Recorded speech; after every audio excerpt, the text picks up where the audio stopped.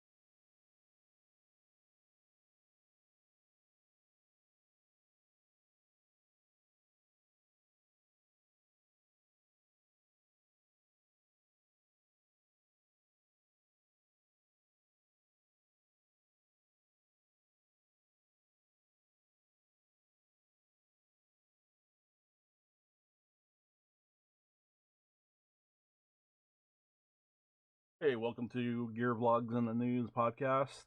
Today's subject, as you've seen, is SEMA 2020 being canceled. So, do we have anybody in the chats? Nobody so far. Something here.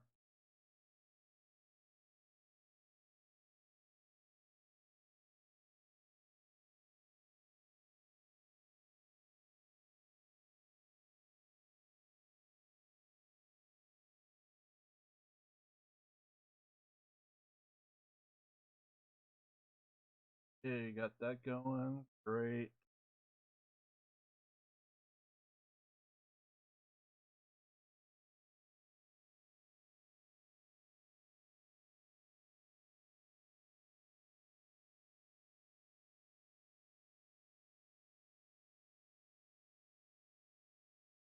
Shout this out to a few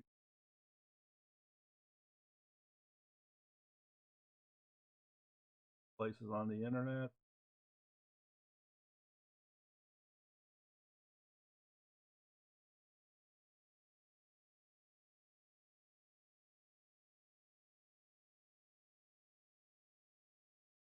So, how's everyone's morning going here in the chats?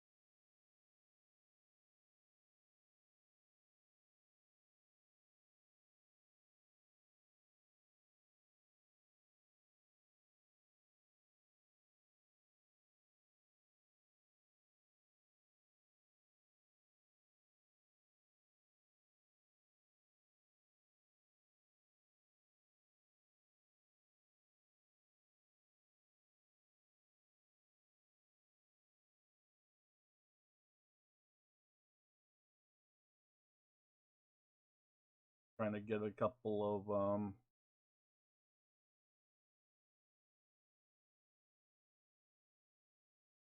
word out, I guess you could.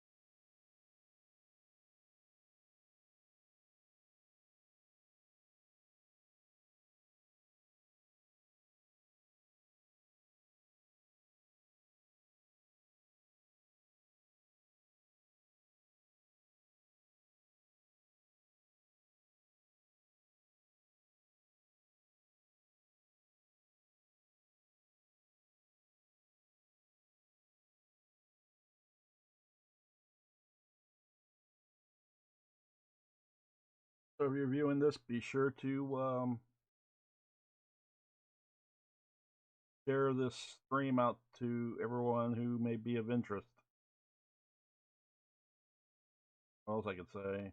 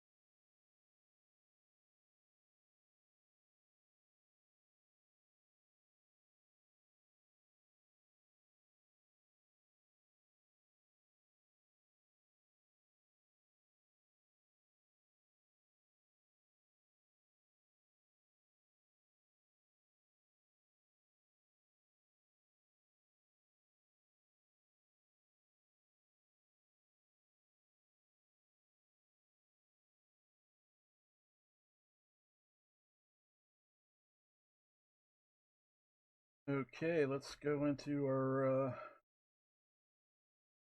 first story here on what this podcast is about. Last week, for SEMA, updated on Twitter on August 5th, they sent out this tweet: update, due to COVID-19 and concerns that event facilities and services will be unavailable, the SEMA show will not be taking place in 2020. Visit semashow.com for additional information.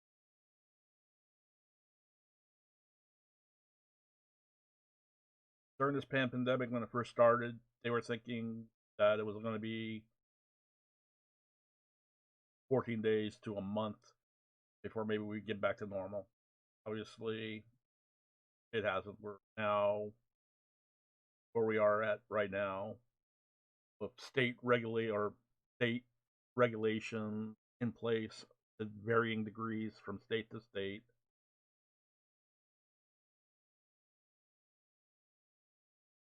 and we have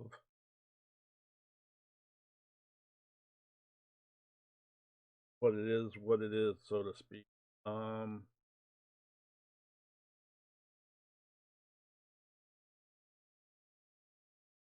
Personally, my opinion was for a show that attracts over 160,000, 170,000 people globally to a trade show event yearly, and when the U.S. borders are closed, I really found it hard to believe that the show was going to go on. But I was giving SEMA the hope.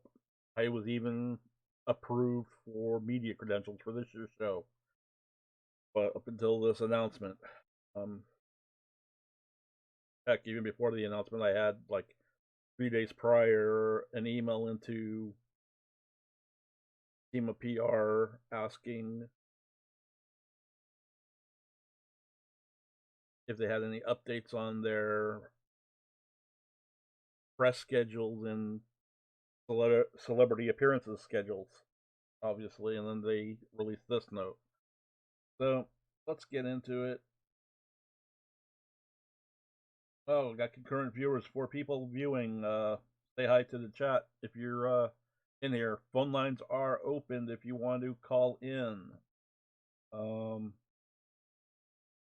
number to call in 805-419-5129 if you want to call in, or you can reach me on Discord. Discord invite link will be in the video description.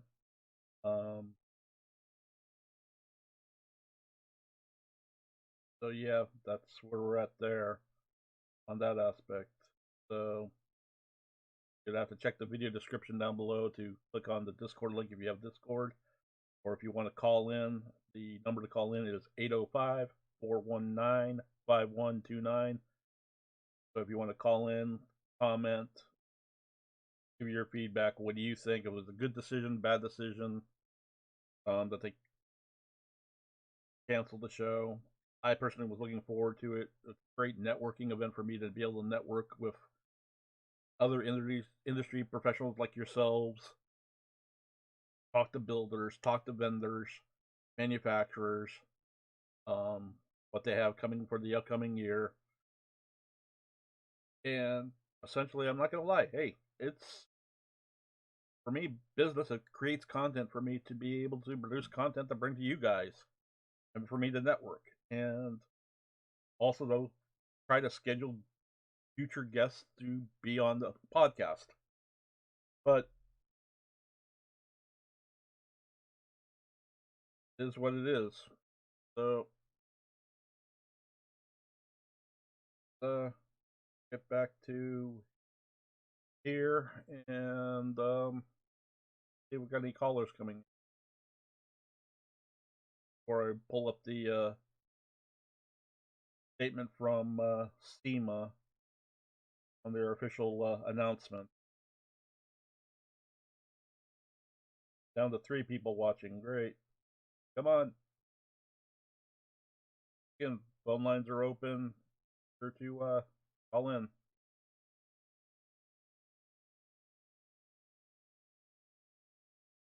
Okay, let's read SEMA's official statement if you haven't already seen it yet. This was dated on August 6th from the SEMA editors. As the state of Nevada continues to adjust its plans for lowering the spread of COVID-19, concerns that event facilities and services may be unavailable in November increase, the 2020 SEMA show will not take place as planned. With strong interest and support for the event to take place, show organizers and industry members worked tirelessly to deliver a safe and productive SEMA show and support for the event to take place. Show organizers and industry members worked tirelessly. Mounting uncertainty and worldwide travel restrictions rendered continuing with the event inadvisable, and SEMA announced to its members earlier this week that the show would not take place in 2020. SEMA expects the decision will bring much needed clarity to an uncertain picture and will help exhibitors, attendees, and partners plan accordingly. Which is true because SEMA had announced that they were giving exhibitors up until September 1st for a full refund if they decided to back out. So, not really too surprised that SEMA decided to pull the plug. And some questions that some people may ask, well, I've already bought my registration in to attend the show. Well, within the next 2 weeks or so from this announcement, they are working on refunding you your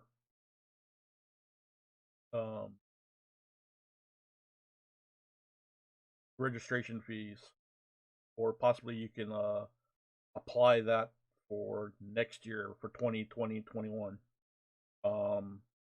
Also, if you have hotel reservations, if you've done it through SEMA's online partner OnPeak, you should be receiving an email from them shortly also about the process of getting your hotel refunds charged back.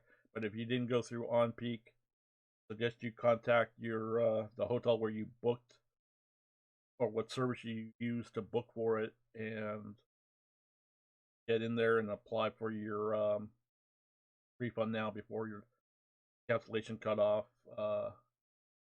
Too late to cancel, all that fun stuff. Stinks, but that's how it is. Let's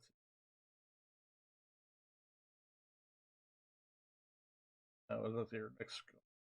With strong support from the industry, it was a difficult decision to make, said Tom Gatsu, SEMA Vice President of Events.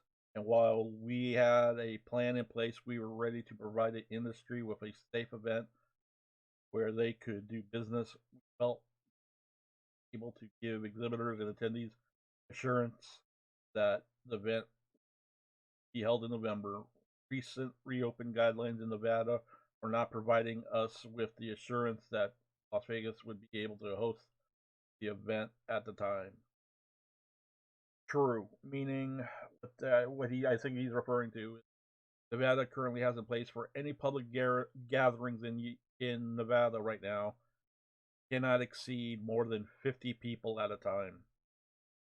So you can imagine a show that attracts over 2,700 exhibitors and over 160,000 plus attendees. Yeah, like that's really going to happen. Even with all of these great 3D thermal imaging scanner gateways, hand sanitizing, everyone wearing masks, widening the convention floor, walkway aisles, and putting directional whatever, boom arms or whatever you want to call them, funneling people. I just don't see it happening. I haven't heard yet if their SEMA's going to do a virtual version of the SEMA show. That may be in the works still. I know the Apex show, which takes place over at the Sand Expo Center, is in talks that they're going to announce sometime either late this week or next week when that's going to happen. So stay tuned to subscribe to the channel. Follow me on all my social media accounts for any updates. Once I hear of anything, I'll pass that on, the information on to you guys. So, yeah, that's going to be an interesting. Once again, phone lines are open, 805-419-5129.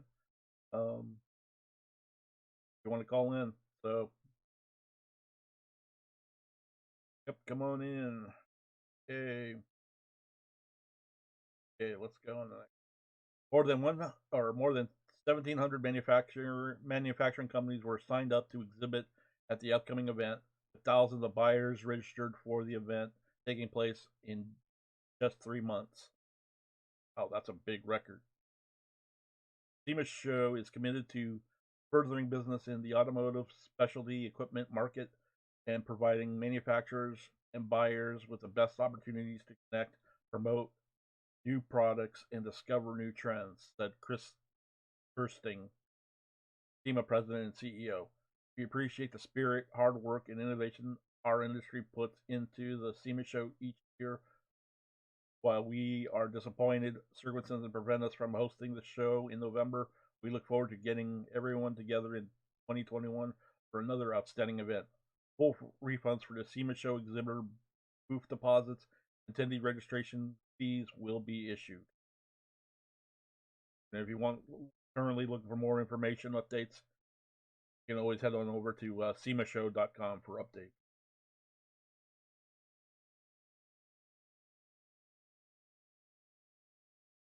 So yeah, we have that aspect.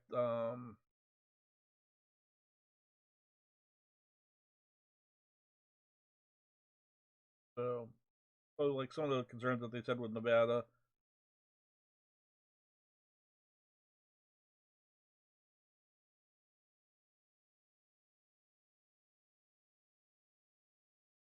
Yeah, I found it a little hard for. Personally, I found it to be very hard for the show to be able to happen with a, the global reach that it is when we have COVID-19 recommended travel destinations such as here from the CDC World Map, basically showing pretty much every country in the world is high risk, with the exception of New Zealand and Cambodia. Seems to be currently low risk, and whatever that between Kazakhstan and Afghanistan. Kazakhstan, there's no data, so we don't know what's happening there.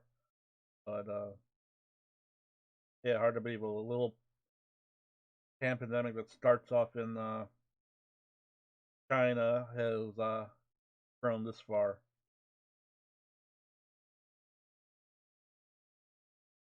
So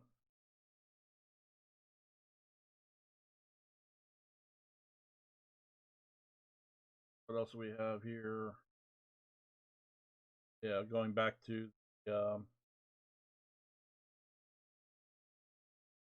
travel descriptions here. Travelers prohibited from entering the U.S. Obviously, anybody who is spent last 14 days may not enter the United States if they came from China, Iran, European area, United Kingdom, Republic of Ireland, Brazil. They talk about European, they pretty much talk about Austria, Belgium, Czech Republic, Denmark, Estonia, Finland, France, Germany, Greece, Hungary, Iceland, Italy, Latvia, Liechtenstein, Lithuania, Luxembourg, Malta, Netherlands, Norway, Poland, Portugal, Slovenia, Spain, Sweden, Switzerland, Monaco, San Marino, Vatican City, obviously, options. So, were you originally planning to call in? If you're viewing this live stream, were you planning on attending SEMA? If so, why were you going to go? Phone lines are open 805-419-5129. You can use Google Voice to make the call, and if you're in the domestically, it should be free. It's all voice over IP, so you should be able to call in. Pass with friends, they've usually no charge for calling internationally. So if you're in internationally, you want to call in.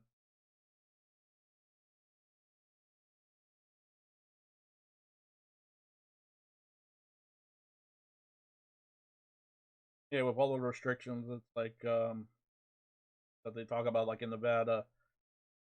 I just recently found out that for big properties like the Rio Hotel and Casino is completely shut down right now. I just saw a video where a guy did a walk around. It's like they have all entrances into the facility blocked off, yet they're maintaining landscaping, watering the plants, and no trash or debris around the place. But they have all of the doors, windows, ground level ones all boarded up right now.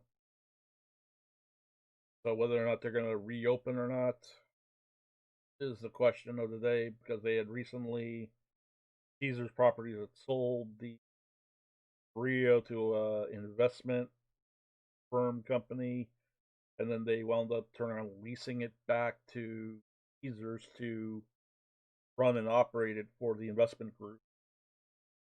Now, that investment group wanted to get some renovations going. That would be the perfect time during this pandemic, because from people I've talked to said, yeah, the suites and furnishings are a little showing or dated, as they say. So I hear the suites are big. Hey, I may actually, if they reopen by next year, hey, I might take a visit out there and check it out for a weekend visit. Maybe I'll make that the official hotel for next year's SEMA for myself for my stay next year. But it is what it is.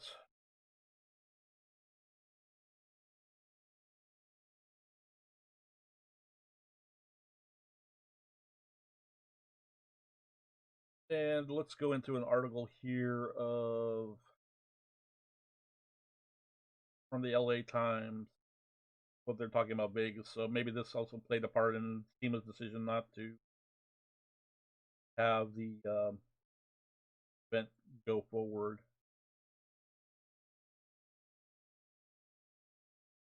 What's open and closed this week in Las Vegas?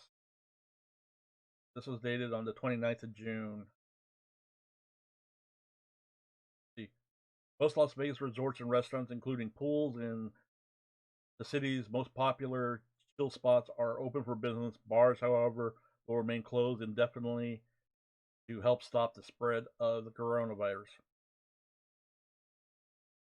So yeah, bars are shut down. Obviously, that's gonna take place on social gatherings, uh, specific industry parties, if they're limited to 50 or less. Hell, I just heard that the earlier this week or last week they shut down at one of the casinos that was trying to put on a Miss Las Vegas pageant. They wound up shutting them down because of attendance was more than 200 people for the event. So the hotel, I think, was fined because of going against the state rules. Let's move on. So they won't be serving alcohol. -5 bar at the Skywalk, linking Luxor and Mandalay Bay, Benicia, and the Link Promenade, offers a quick reprieve from outside temperatures expected to hit 113 this week.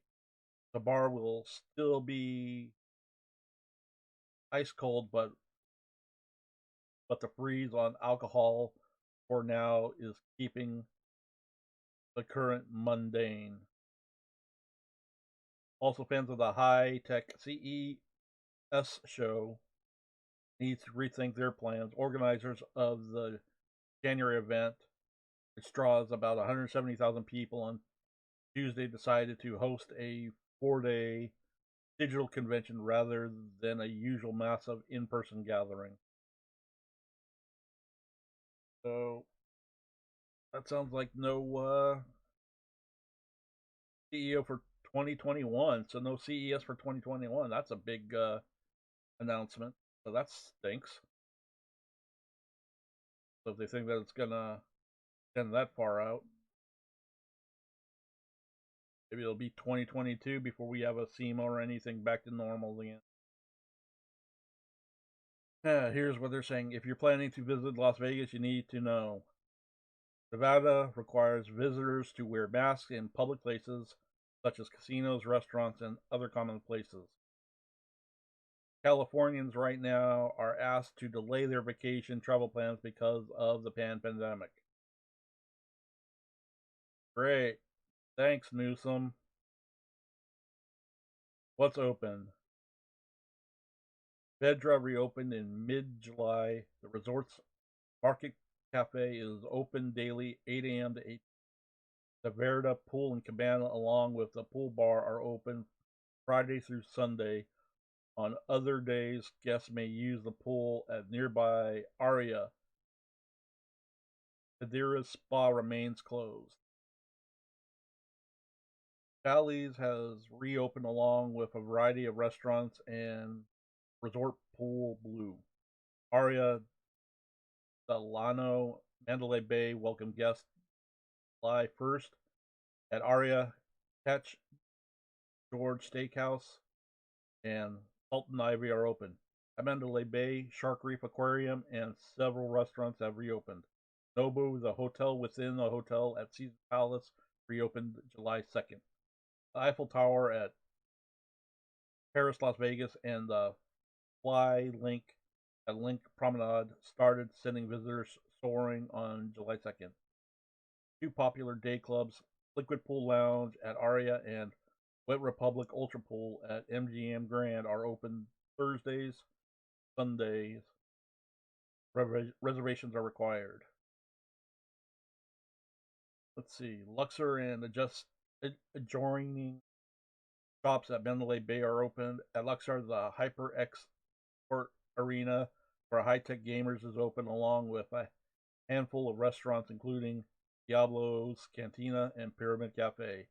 At shops at Popular, -5 ice experience provides the chill as Vegas temperatures rise to the triple digits. It's located on the Skywalk linking Luxor and Mandalay Bay. Several other restaurants also have reopened. Paris and Westgate Hotel Casinos reopened in mid-June. Paris opened its hotel and casino and pool, as well as the dining options such as Gordon Ramsay Steak, Eiffel Tower Restaurant, and stunning views from the Fountain of Bellagio across the street. The buffet at Wynn returned, but can you still call it a buffet? Diners are seated in the same pre-pandemic element dining area, but the long team tables full of food have disappeared. Instead of standing in line, plate in hand, diners never have to leave their tables to savor dozens of dishes. They simply order from a menu featuring photos and descriptions of roughly 90 offerings. Still all you can eat, but there's a 2-hour time limit. Buffet, the first to reopen on the Strip, is open daily. Prices range from $36.99 for a weekday brunch to $65.99 for a week dinner. Reservations are required. New restaurant Kilo at Wynn open for summer preview starting at 5:30 p.m. Thursday, Sunday. Guests choose from contemporary Mexican dishes to executive chef Sarah Thompson. Wolfgang Puck Spagos, located lakeside at Bellagio, serves dinner from 5 to 10 p.m. Friday, Tuesdays. Sahara introduced reservation for its baccarat, blackjack, and roulette games with space at gaming tables limited because of social distance. Guests can book a seat up to 72 hours in advance. Otherwise, they may wind up standing around waiting for a seat to open up. Oscar Steakhouse, named for Vegas former mayor, reopened for dinner from Thursday through Sunday. The restaurant, under a glass dome at downtown's Plaza Hotel and Casino, provides great views of the Fremont Street experience. Top Golf, a popular attraction themed around golf and other sports at MGM Grand, opened its doors too. Cosmopolitan's adult-only marquee pool is open from 11 a.m. to sunset Fridays through Sundays, with resident DJs and plenty of food and drink. Reservations are required. So you kind of, with some of these restrictions, you could see why SEMA is probably pulled the plug with the amount of restrictions. Because you think about it, it's like, and one of the other things I've noticed from checking the channel reviews on like some of these buffets, they during the weekdays they're like only open for like brunch, meaning like from like 10 or 11 to about 4 or 5 in the afternoon, and so no dinner service. So if the convention happened, you know,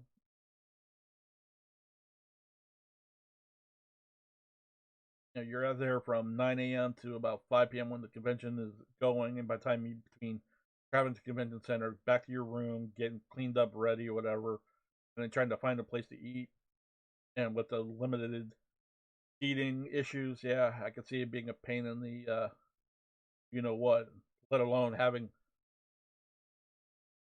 business meetings. So it definitely have to be small groups. So there's that. But yeah, here's the thing that I'm thinking of: what maybe happen for, what maybe might happen. Businesses may wind up, manufacturers or vendors may wind up renting out suites and scheduling blocks of limited groups of you know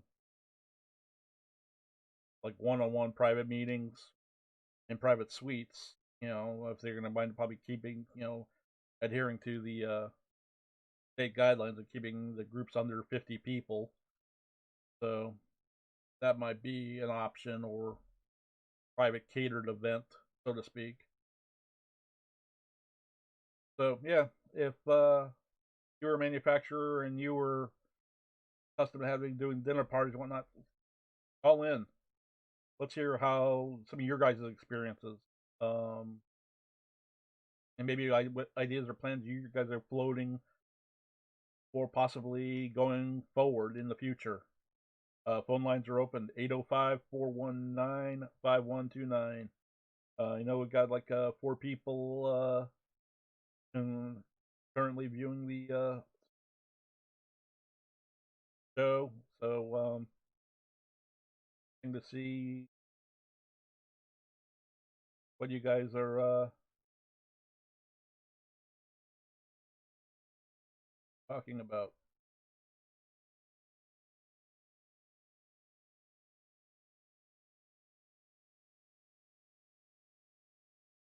And like I said, once again, if you want to phone in, the call in is 805-419-5129.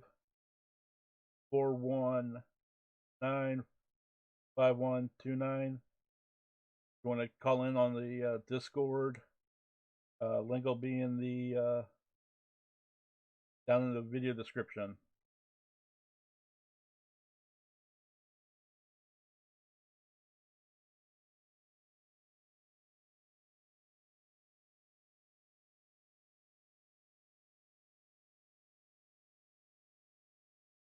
Drum up some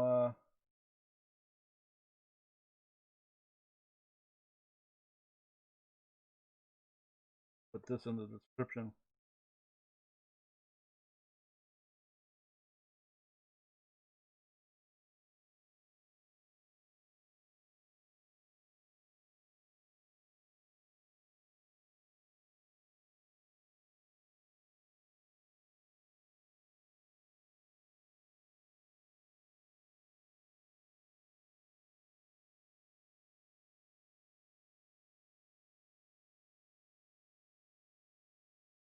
Here, links to phone numbers call in or to call in via Discord are in the chats right now.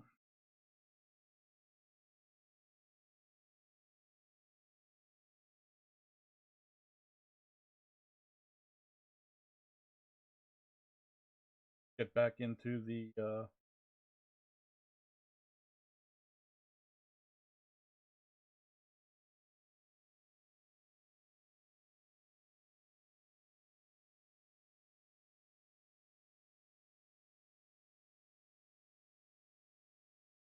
here we go.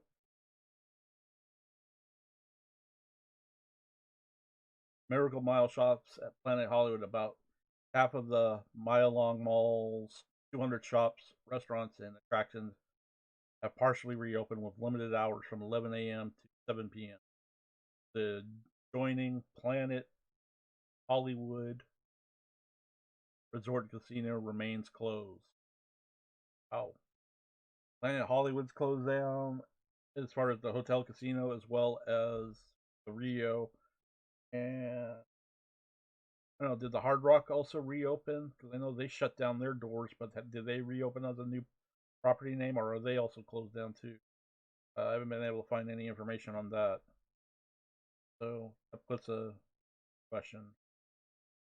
Excalibur. Inside the castle wall, guests can enjoy gaming, a limited number of restaurants, full complex fitness center, and Fun Dragon Arcade.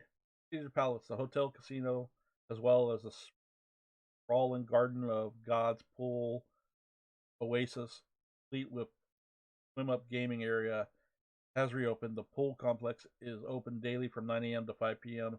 The resort's race and sport books and restaurant guys Savoy are open too. Links remains closed, but casino will up and running as well as its restaurants. For dining options, back to the food issue. Hash House A Go Go is open from 8 a.m. to 2 p.m. daily. Celebrity Chef Guy Fieri's Vegas Kitchen and Bar is open from 11 a.m. to 10 p.m. Thursday through Sunday. Influence the Resort welcomes guests from 9 a.m. to 6 p.m. Friday through Sunday. The High Roller Observation Wheel at the Links Promenade is open with a limit of 10 passengers per cabin to allow for social distancing. Before the mid-March shutdown, it was 40.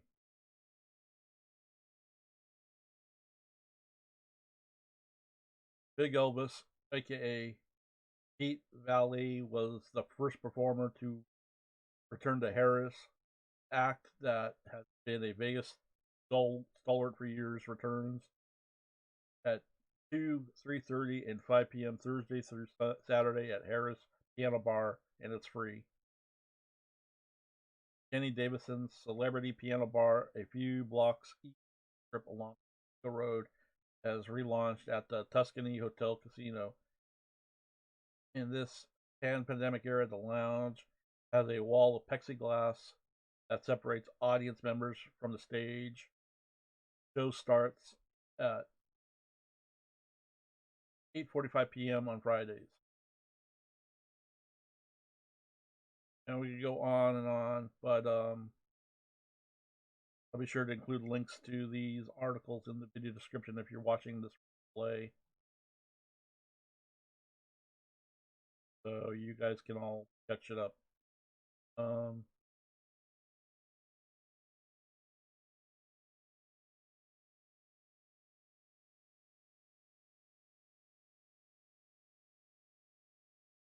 Yeah, I figured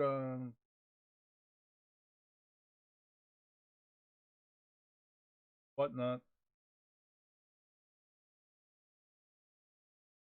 Las Vegas Review Journal had this report on the Wynn Casino, so that probably brings the other concerns of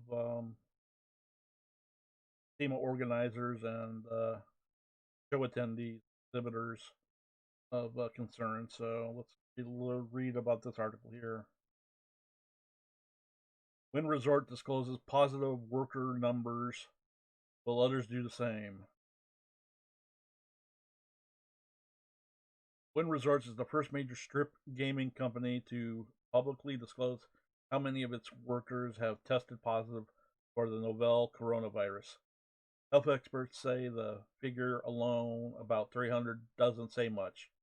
Additionally, that they shared that, but it really doesn't tell me anything other than the fact that Wynn is doing some testing and obviously following up on the results, said Brian Labus, a UNLV epidemiologist and member of the governor's medical advisory team.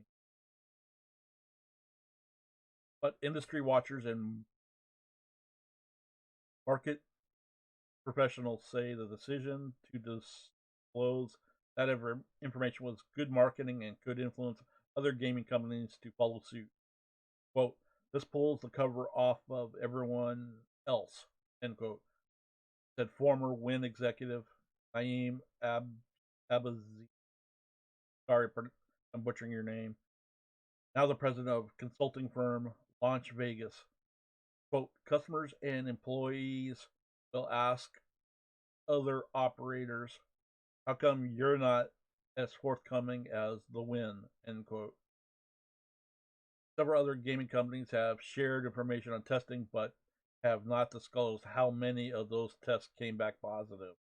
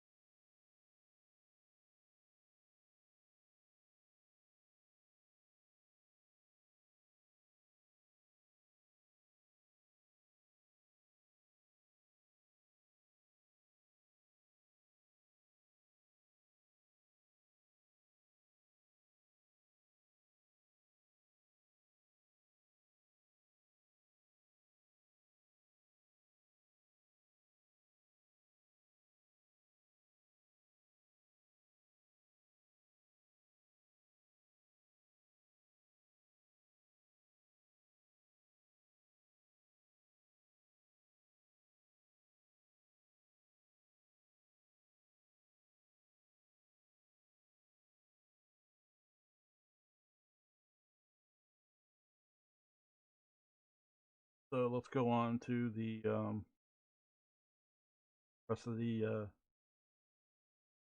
positive passing the test. Casinos and gambling establishments closed their doors in March when Governor shut down Nevada business, but the COVID-19 pandemic, hotel casinos were allowed to reopen starting June 4th with social distancing and health protocols in place.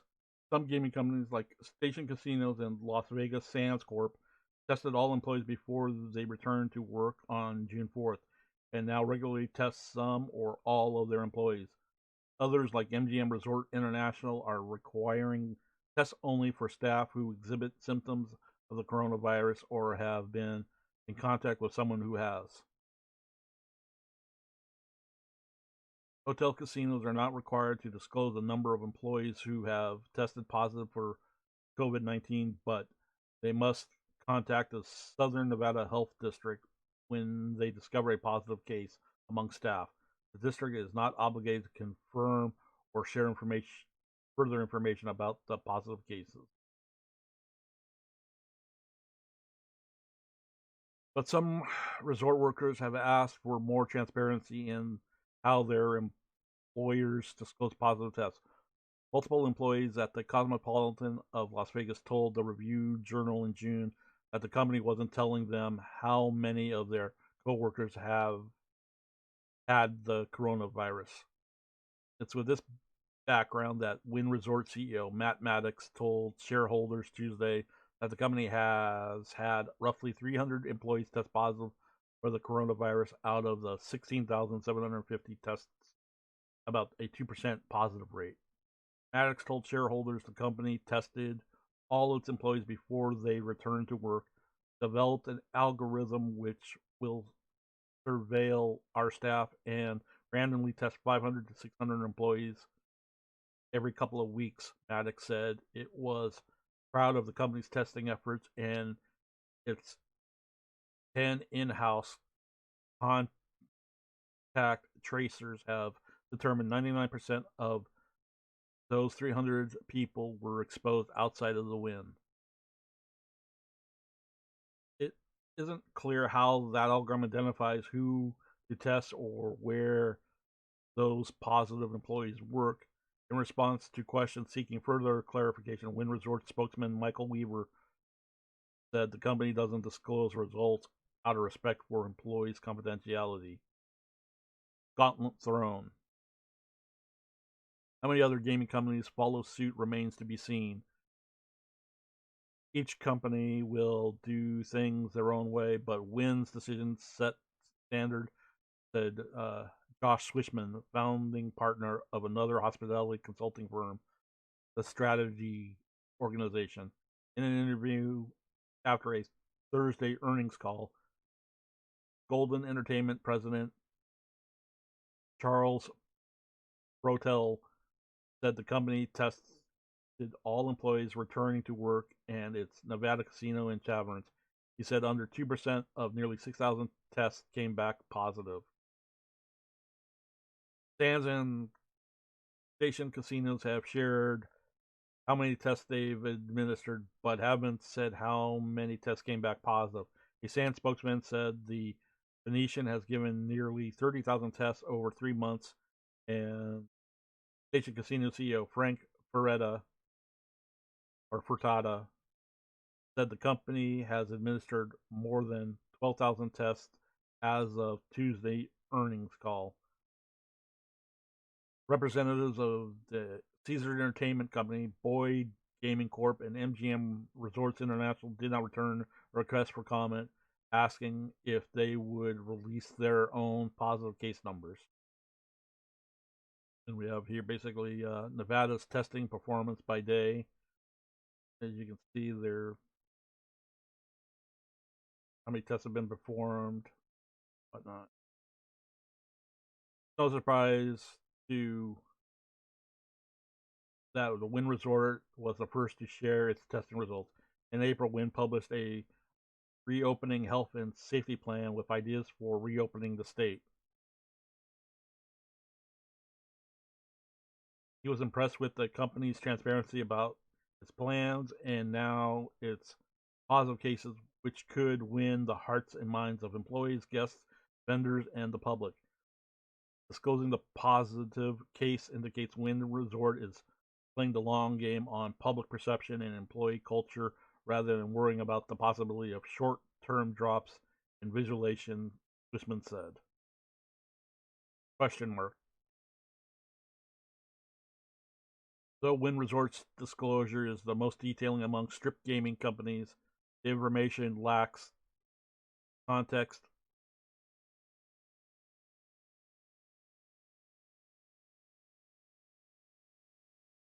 Without knowing how many positive employees interact with customers or work in Las Vegas, it's hard to draw many conclusions about what the possibility positive test means for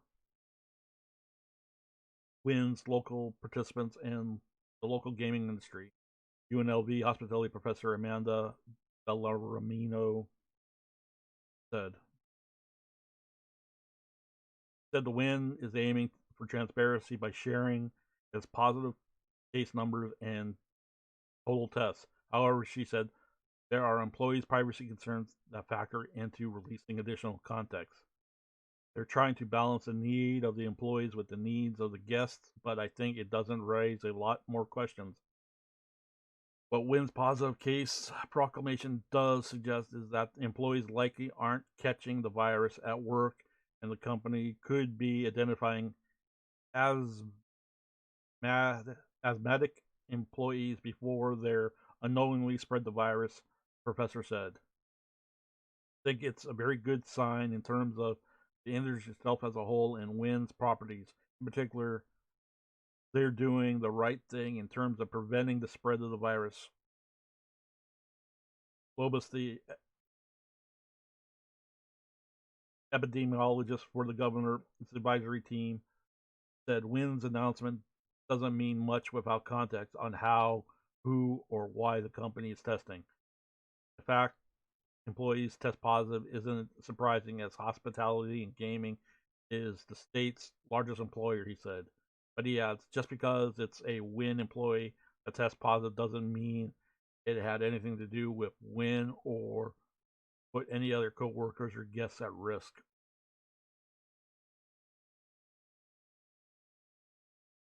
Abbas said he believes Wynn is accurately portraying its own data, though he noted it's also fair to wonder whether an employee would be as forthcoming sharing with their employer's contact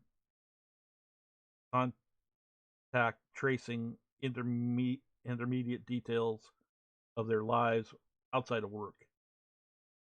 I think it's the thing that a question mark. All we have is an answer at the very end of how they got to that number. We don't know it, so it's hard to say what it really means. So once again, the links to this article as well as others will be in the video descriptions when I update this podcast or vodcast, that fun stuff.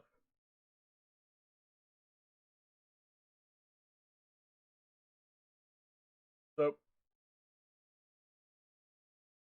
you guys want to call in, links to phone numbers are in the chat as well as on the video description. So if you're in the chats right now, you can see the call. Since we're not really much activity, you should be able to see it right now. Phone number to call in is 805-419-5129, or head on over to Discord and well, you don't have to be on a PC if you're on Discord. You can have it installed an app on your phone, and you can call in via your phone. Maybe just like a push to talk app, so you can call into the Discord. Link up, I'll bring you into the live stream and all that fun stuff. So, but yeah, like I recently had a call with an old friend I hadn't heard from years, and he was also affected by this pandemic, so he was furloughed from his job.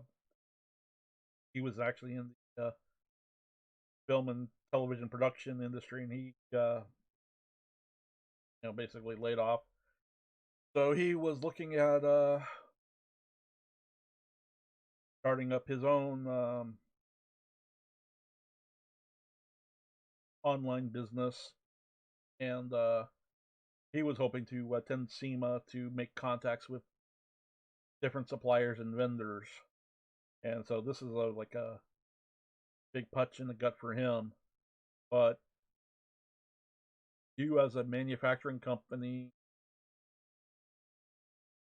or distributor, if you're seeing this, I would like you guys to actually call in and discuss how, in the events of SEMA not being happening, how are you guys going to develop your dealer networks going forward right now during this pandemic? How could someone like my friend be able to get in touch with you, find out more information about your company, and create a business relationship? Does that make sense? Um,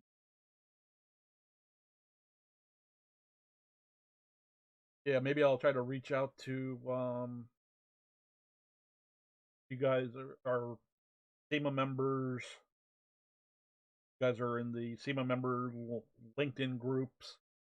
I'll try maybe reach out to you, see how many of you guys like to come on, be a panelist. I'd like to throw this out there and see if you guys like to come on board. I know some people are camera shy, so we could have you just simply being like a phone voice in, call in, if that's what your big concerns are.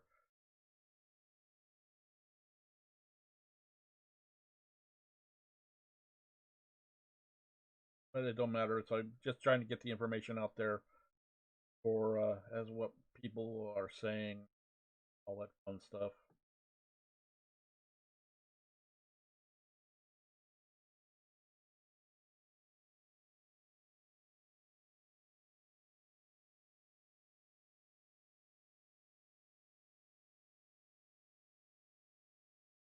So about the only good that I can think of about being delaying SEMA this year is if they do open it up for next year in 2021, we will actually get this new feature at the convention center. These new upgrades that have been in the works for the last 2 years, I believe.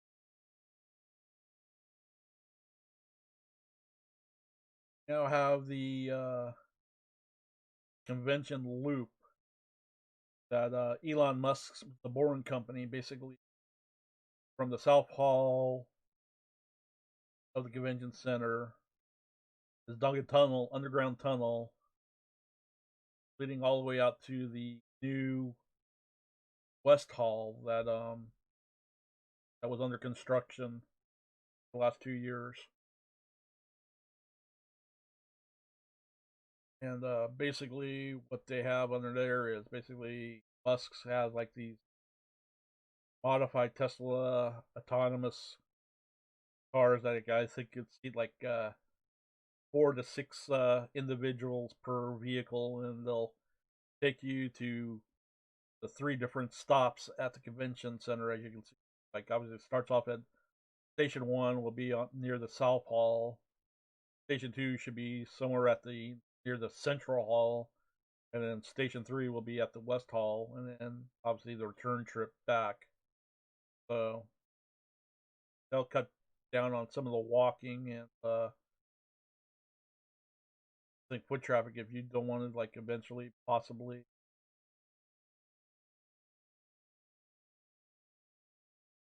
crowding on the monorail. And that's also probably another reason why that they pulled the plans, because how many of you have been to SEMA in the past on the monorails and seen how crowded it gets? So yeah, social distancing like back then, in the previous years, non-existent. So could you imagine how slow the monorail links rides would be during a pandemic and social distancing? Yeah, that would definitely be a issue.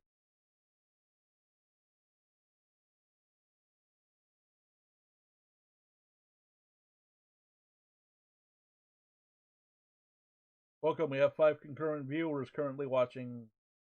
So hi, thanks for visiting. If you have any questions or comments, were you planning on attending SEMA this year? Were you registered? I'd like to hear from you guys, the callers. Call in. I'd like to hear what you guys think. So, do you guys think it was a good decision from SEMA to cancel the show? Um, 805-419-5129 is the number to call. Or if you're on Discord, click on the link in the video chats is down below.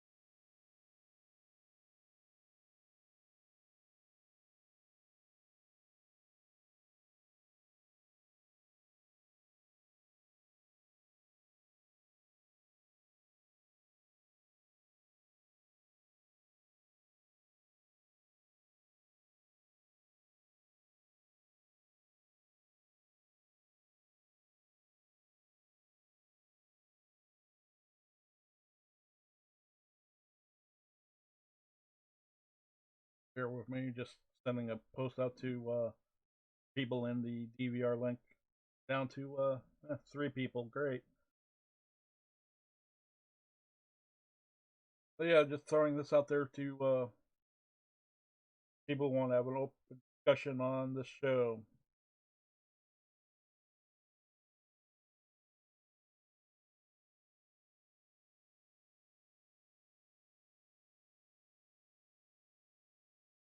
No callers, no takers. Great.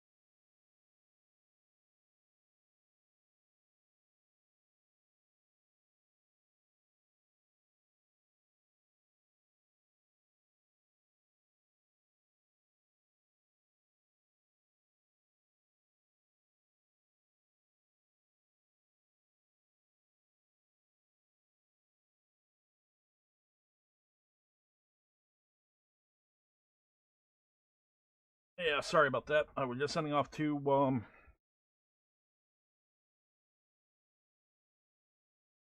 DMs to 2 potential guests who can call in and give their points of views to the SEMA being canceled or whatnot.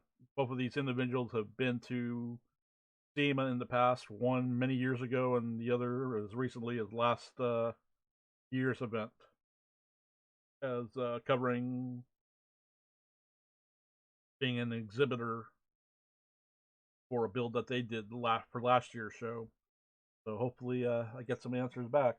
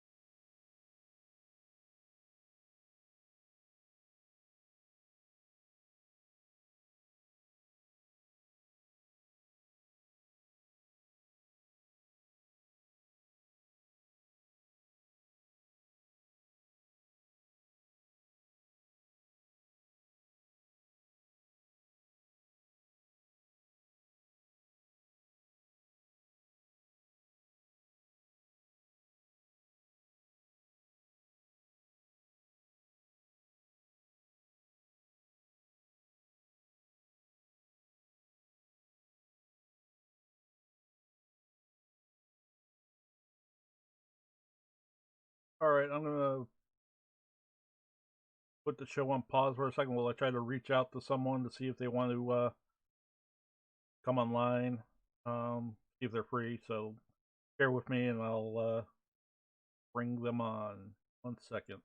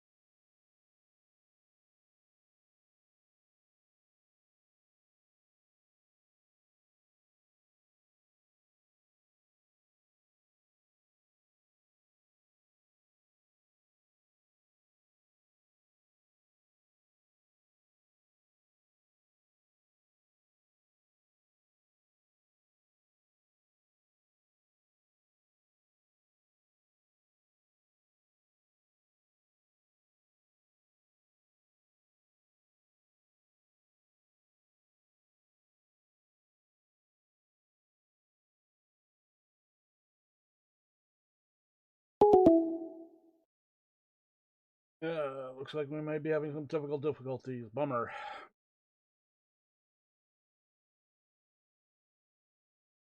Oh, try bringing some guests in, but no go. Bummer, bummer, bummer.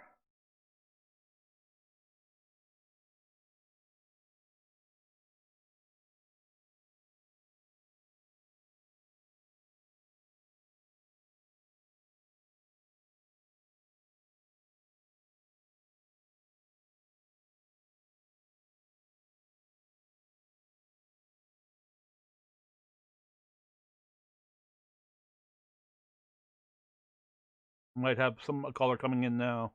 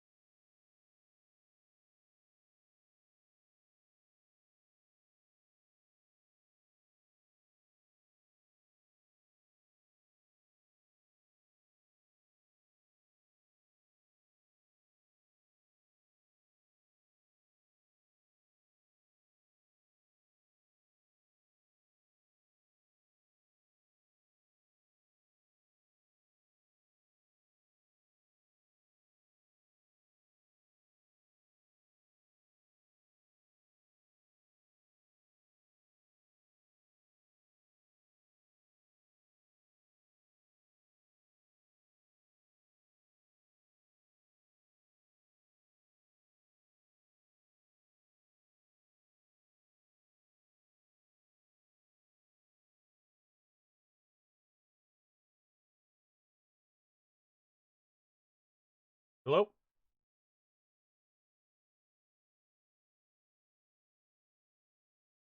Hello?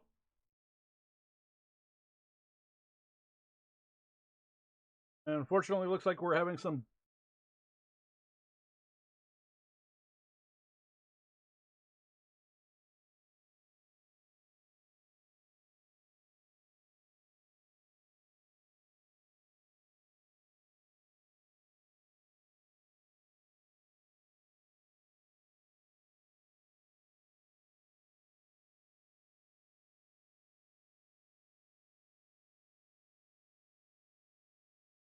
trying something here. Bear with me 1 second.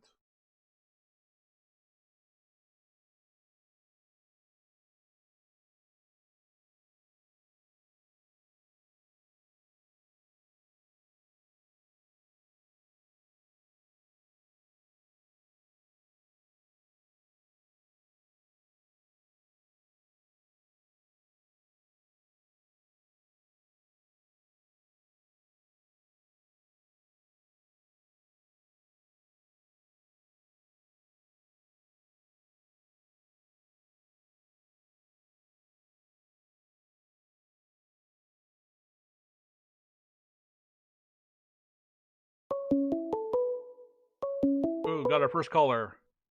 Call from Merrick. Hey, to Merrick. accept, press 1. To send a voicemail. Hey, Merrick. Hey. Thanks for calling in. Yes, sir. Man, finally got the thing to work, yeah? Yeah, no kidding. You're the first actual call-in caller for the show. Oh. Hi, everybody. Hi.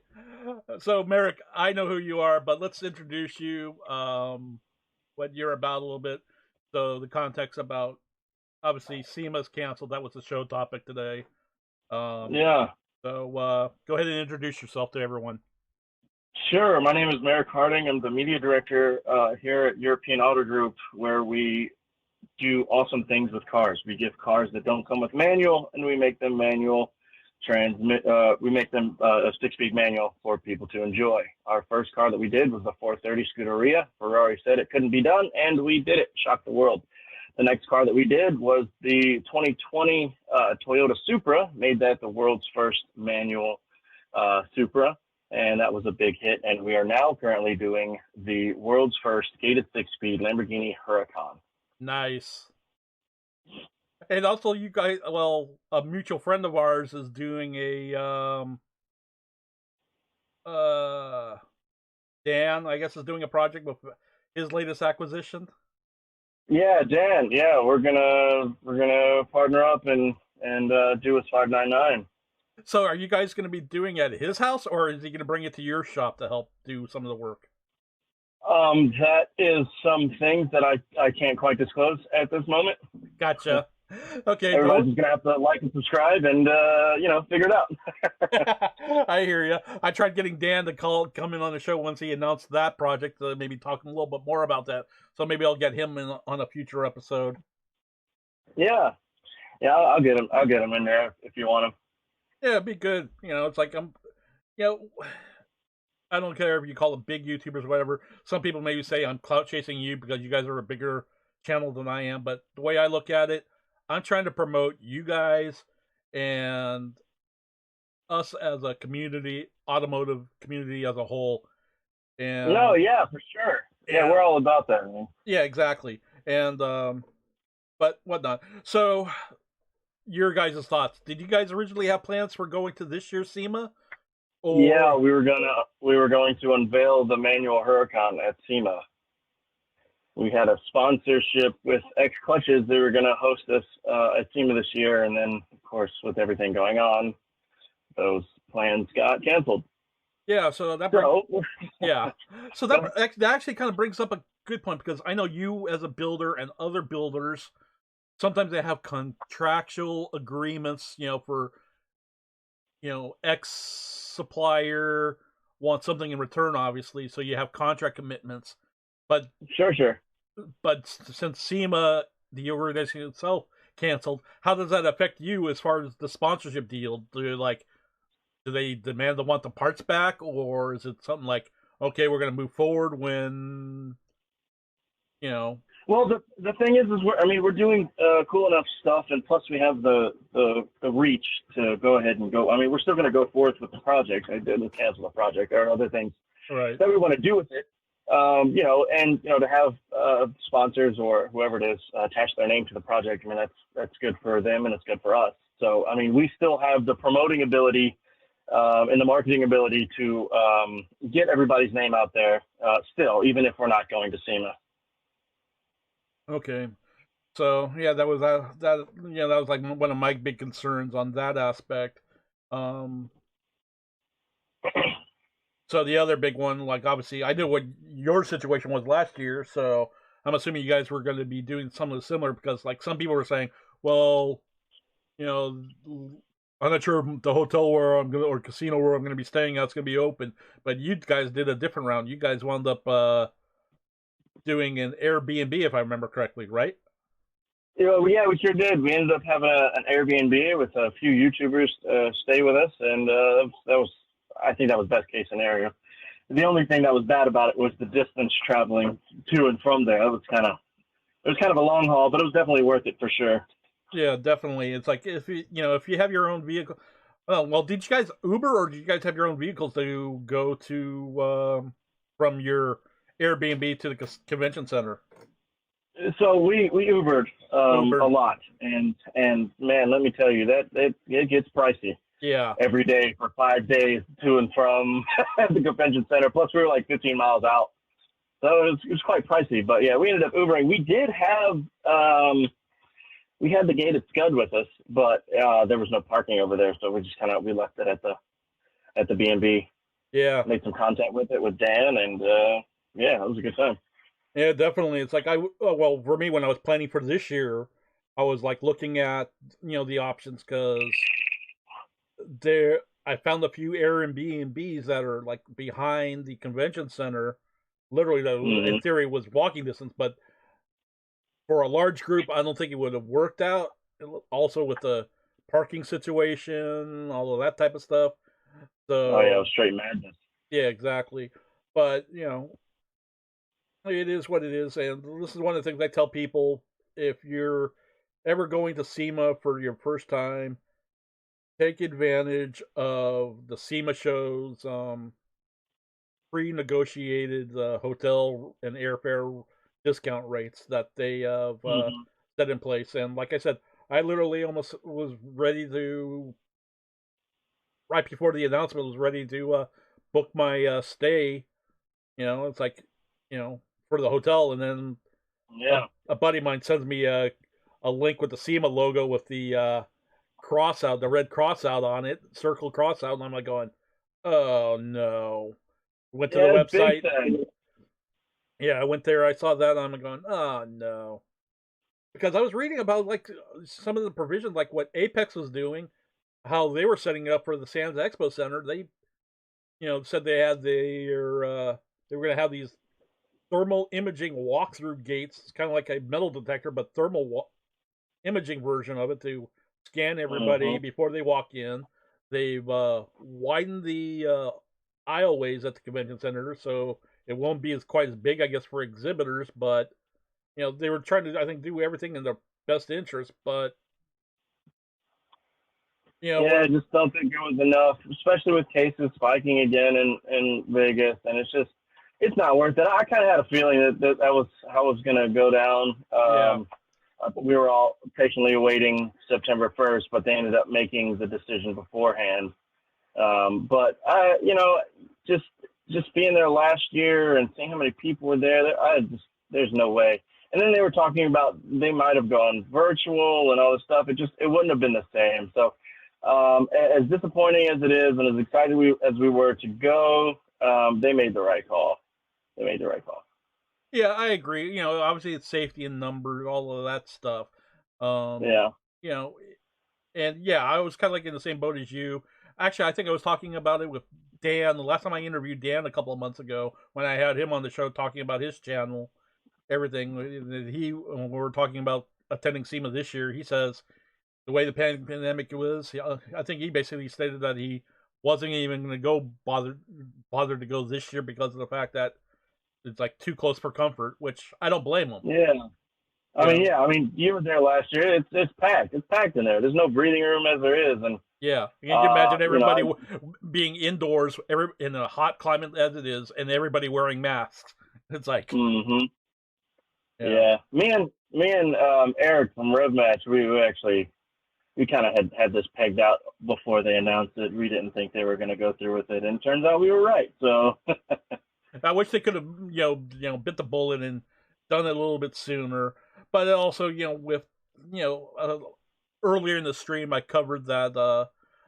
Let's see, I said that the borders were shut down, so it's like, how do you expect to even get the attendees when you have 170,000 attendees attending both SEMA and Apex, globally, right, worldwide, and when the U.S. borders are shut down. Let me transition real quick to show this information again to people. You got people obviously from China, Iran, pretty much the European, EU, basically, United Kingdom, Republic of Ireland, and Brazil, all banned from coming into the United States. Mm-hmm. Yeah, and there was a lot of out-of-towners last year. Yeah, exactly. There's a lot of people from different countries all over the place at SEMA. So. Oh, it's like for SEMA, for me last year, I did the economy route. I didn't drive out to SEMA, or I didn't fly out. I took Greyhound to and from for my trip, and one of the guys on the return trip, as I'm walking back, who was on my bus, heading back, my ride was basically going, down to LA, from Vegas to LA, and this guy was from India, same thing, selling parts from India. So I'm like going, whoosh, it's like, it's like who, what you met. But then, of course, I had like another buddy of mine who I mentioned also in the aspect. He was basically in the film and TV industry. Basically, the company that he worked for was Panavision. And basically what he would do is like, and he, back in the days, he always would brag because all the new production movies before they would hit TV or the movie theaters, he would get to see them because, part of his job was basically involved with the production of the DVDs. So you imagine, so as soon as they film it or whatever, they have it ready, he'd be, like checking for errors, this and that, making notes. He was involved in the production of the DVDs themselves, like, all the chapters, the features, that type of stuff.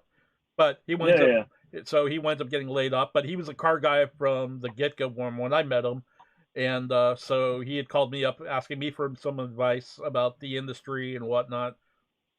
So he's basically got things in order. But we were talking, definitely you need to get to SEMA just before the announcement. And this is where you can probably line up some contacts with different vendors and distributors for products that you want to offer. And he was all gung ho for that, but obviously that's not going to happen. So now I'm going to try to. What I'm going to try to do is, like, obviously go onto my LinkedIn profile page and reach out to other members of the hot rod and muscle car community groups and the SEMA groups. People who are professionals, obviously, within the industry who may belong to those groups, and see if I can get them as, or, marketing reps from those companies to come on to the stream. Maybe I'll do it via a Zoom call or something and discuss how they want to move forward. And because, hey, this is obviously going to be affecting business, but how much of it is going to affect it? And it's like, now's the time for them to take something bad and make something good out of it. I'm not sure what the exact analogy would be, but, take something. And for all these people that have these builds and all this stuff, I mean, social media is huge. Take advantage. I mean, if you're not going to SEMA, find other outlets, find other ways to get your stuff out there. I mean, I know that's what we're going to do. We're still going to go ahead with these builds. We're going to do whatever and, make the best of it and use what's in front of us. So I mean, it might hurt for grabbing some contacts or whatever, but I'm pretty sure SEMA's coming back strong next year, and but there are other avenues to take.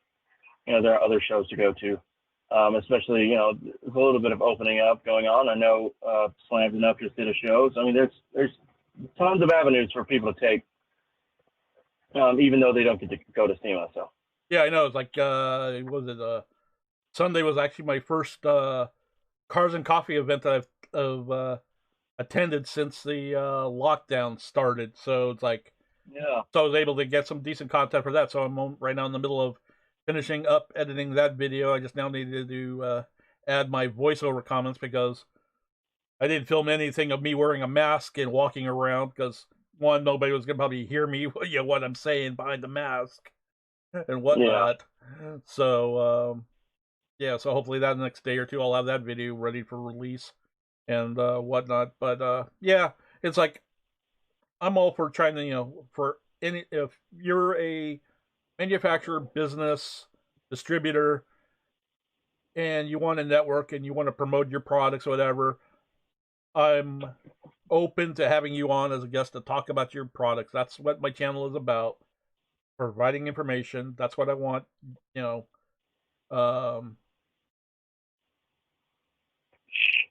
for you, yeah, man. for them. And I definitely appreciate you calling in, man, because of oh, of course.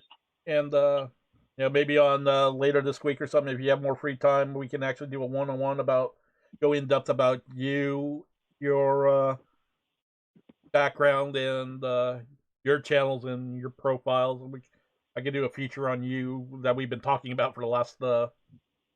I know, man. I've been so busy. I've been everywhere, especially the last couple of weeks. I was in Pennsylvania. I got to spend some time with there's a Blue Huracan up there at Roadlux Motors in Pennsylvania. They've got they're one of 6 prior design wide body kits in the world is on that Huracan. Got to spend some time with that. I did a photo shoot for Dub Magazine, and I got to spend some time with our manual Supra because our manual Supra is still up there.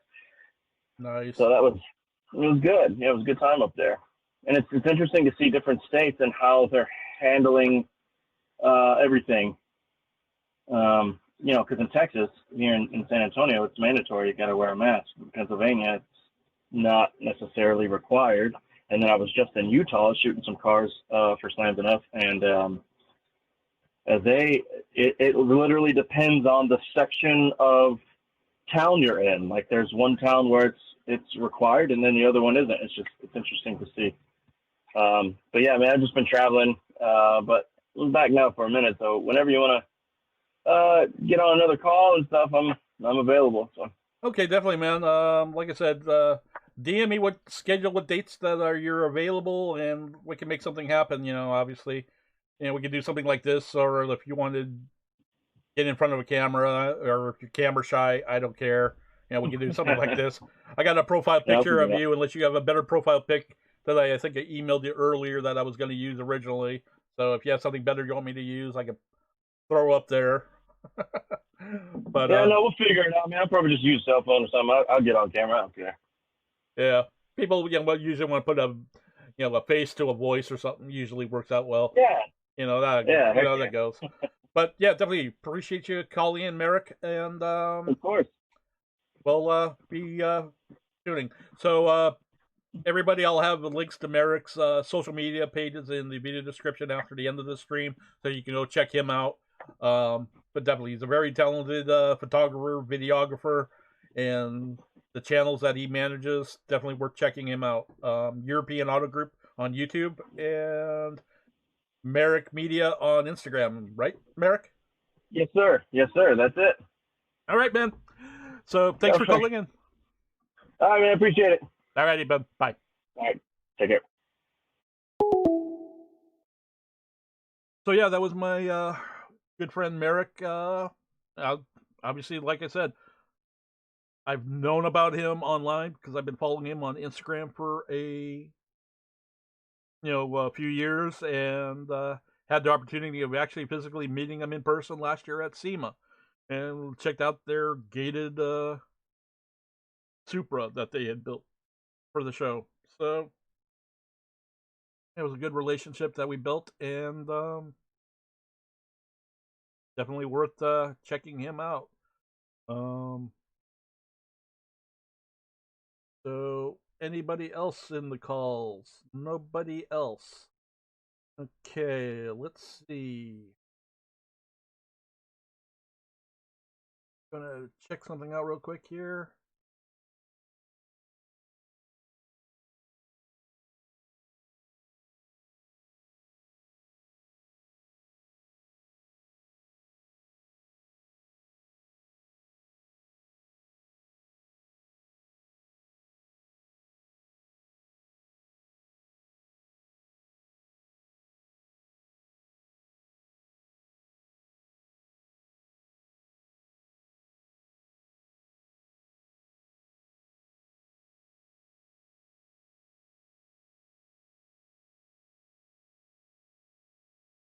So hopefully I'll have a next guest shortly.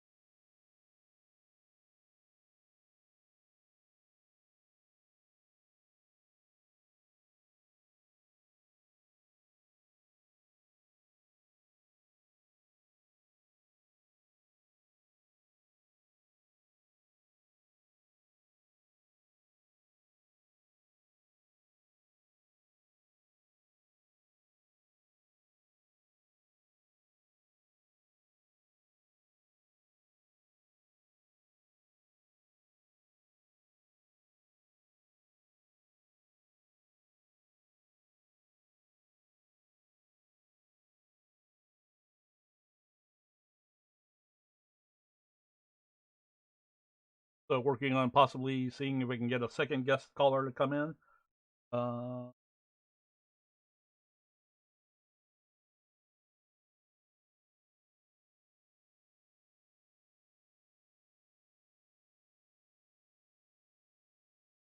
Yeah, we got currently 6 people viewing the show, so that's about average, I think, for this show.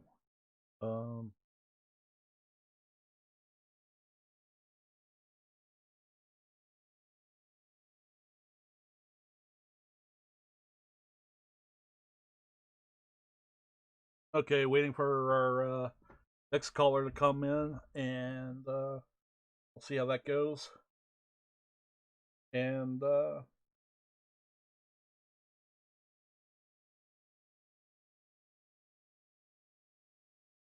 bear with me.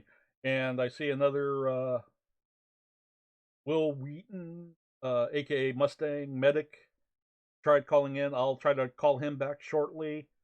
I want to see if I can get the next caller in, Manny, in here to call in. So give me a second, and we'll see.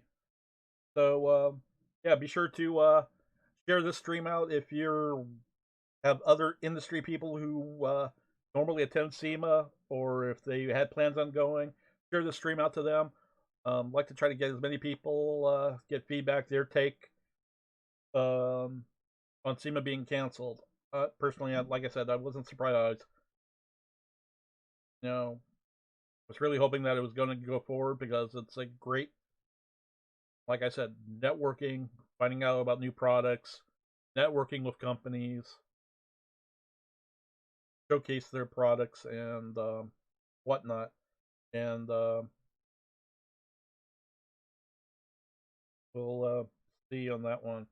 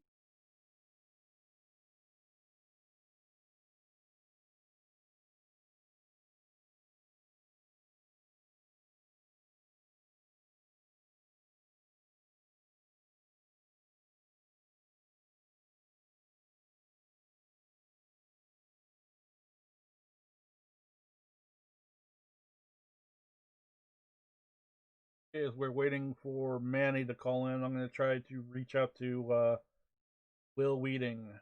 See if this works.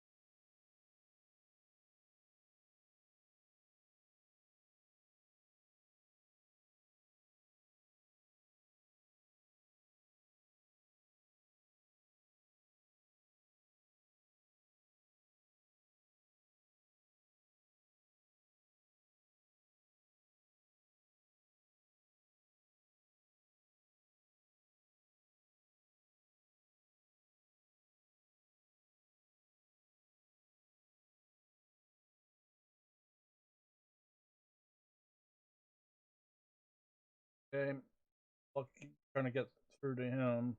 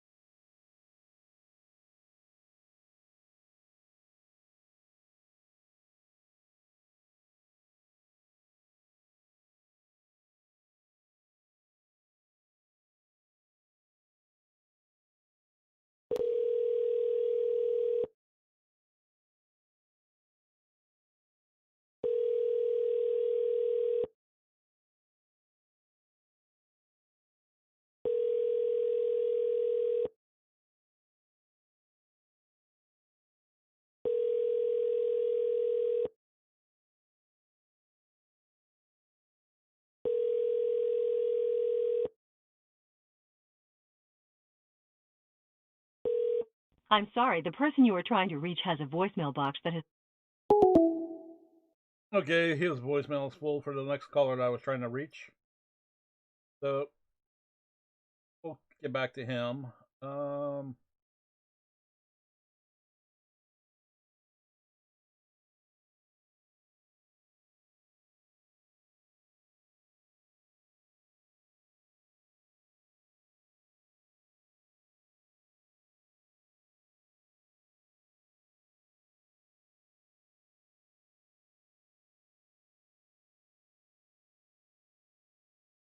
So I think right now one of my callers is on another call, so bear with me, or as we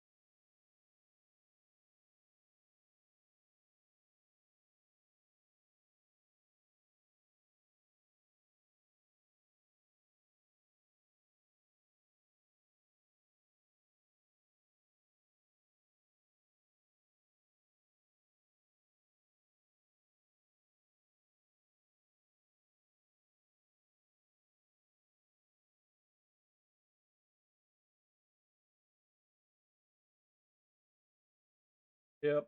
Sorry about that. A little bit of dead air, folks. Trying to bring people into the stream.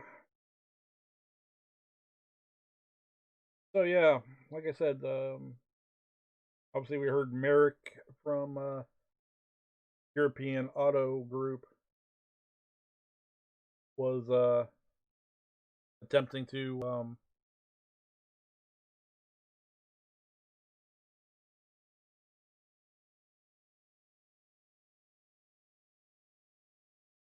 have their car this year at SEMA, their first manual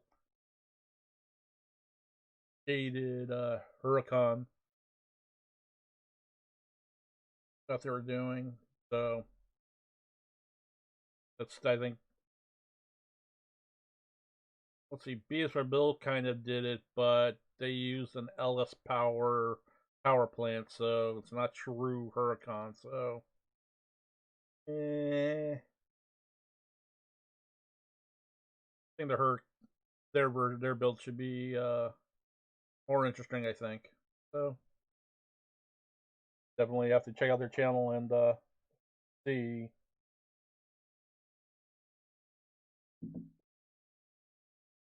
what happens.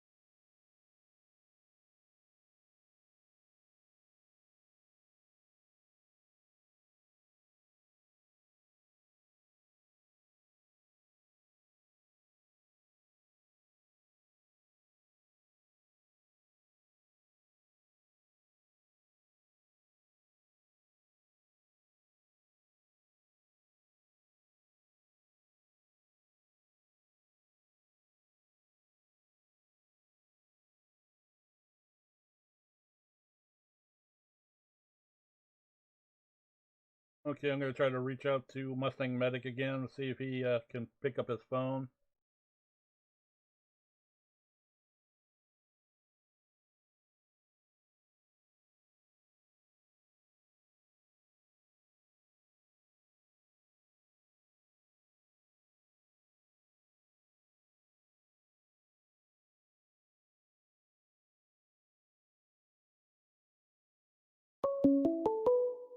Okay, actually got Manny. Call from Manny Dubin. to accept, press 1. Welcome to Gear Vlogz live stream, Manny. You're on the What's air. up, brother? How are you? Good. Good. What's going on? Hey, well, talking about SEMA's cancellation, and I had mentioned earlier on the stream that your little predicament and how you were hoping of trying to build up an online business and you wanted to attend SEMA, and figured let you talk about what your new business is about and what we're hoping to get from SEMA and what kind of vendors that you wanted to meet with at SEMA to establish business relationships, if that makes sense. Yeah, of course, man. Well, I'm very disappointed, man. I mean, it looked like they had everything under control. Mm-hmm. I saw their video online, and it looked like they were going to really protect, anybody coming down to SEMA. But you know what? I agree 100%, man. I just caught your last caller, and he mentioned that some states are requesting masks and some are not, which is really not cool. You know what I'm saying? I mean, we should all be on the same page, for us to move forward, for everything to go back to normal. Right. I mean, I have a friend here that went to Orange County, and nobody was wearing masks, and he was wearing his because he was coming from LA, and LA is mandatory now. Mm-hmm. So he goes to Orange County, and people were giving him dirty looks, and it's like, you're right next to LA. How can you not have masks? But yeah, man. I mean, like the gentleman said, we should all be on the same page for us to move forward. And man, I was really looking forward to SEMA this year, man. I'm starting my online business, and I think face-to-face interactions would have been 100% better than the phone calls I'm making and the phone calls I'm getting. You know what I'm saying? I mean, when I talk to someone, I rather, stare at them, see them, and, get their facial expressions, instead of me asking for a price and, them laughing and saying no, you know what I'm saying, over the phone. So yeah, man, for me, it's mostly, I'm really disappointed, but I totally understand. Yeah, man, hopefully SEMA comes back, comes back next year, Mm-hmm. and yeah, I gotta continue trying to build my business. I'm just starting it. The name of the site is www.garage-kingz with a Z.com. So Garage-Kingz. And yeah, man, just pretty much online, parts ordering for people. Okay. So, like, there's a specific field of products that you're trying to delve into. Is like there a specific niche, or are you trying to do all full blown any kind of automotive product you're trying to offering, or are you just trying to specialize into a specific category? You know what? Nowadays, man, everything is on the road. You know what I'm saying? And everybody that has everything needs something. You know what I'm saying? So for online stores, it's not like I'm shelving stuff. You know what I'm saying? Like, I'm trying to get people best prices. If I can deal for somebody, if I can save somebody 10, 15, 20, 30 bucks on a supercharger, they're gonna be happy with me. You know what I'm saying? Mm-hmm. So I'd rather save people money and have more customers and sell one person, the same price that a supercharger is going to cost them going through the supercharge store. You know what I'm saying? From the manufacturer directly. You know what I'm saying? Mm-hmm. So yeah. So no, man, I don't have a specific niche. I would say I'm going to focus on everything, trying to drop ship stuff directly from manufacturers. But like I said, hopefully I can save people money. Right, and that's basically what it is. Everyone, face the fact, gearheads, people in general, car guys, we're all in it to always save a buck, no matter what. Exactly. We're always looking for the best, better deal. You know, Bro, that's where I was, you know what I'm saying? That's where I am, you know what I'm saying? Like I'm not just gonna sell. I also have the parts on my cars, you know what I'm saying? I have a 1996 Saline Vortex supercharged. You know, I have a Focus ST big turbo, you know what I'm saying? mm-hmm. So I'm a user myself, you know, parts. So yeah, I'm always looking for a bargain, man. And Yeah, like I said, it's and my plus, source. and plus, you're probably using, the parts that you've installed on your car. You know what works, and you probably have friends and who have the same car as you or whatever have used other parts that are crap. It's hard to say that to some of these manufacturers, but I'm not naming you. But let's face it, there are products out there that are junk out there, and some work better than the others. So you're giving honest That is feedback, true, man. and you're giving honest That feedback. that is That is true, and I think you know, having the parts, installing the parts myself. That's another thing I recommend people. You know what I'm saying? Especially at these times, you know, where people are trying to save money and stuff. And you could always watch a video on YouTube on how to do an install. You know, do it yourself. You know what I'm saying? Do it yourself. Learn what you installed. Mm-hmm. Learn how your car drives with it. You know how it drove without it. So you know if it's gonna help you or not, you know what I'm saying? And then something happens, you can always, take it off yourself. You don't have to pay somebody else to take it off.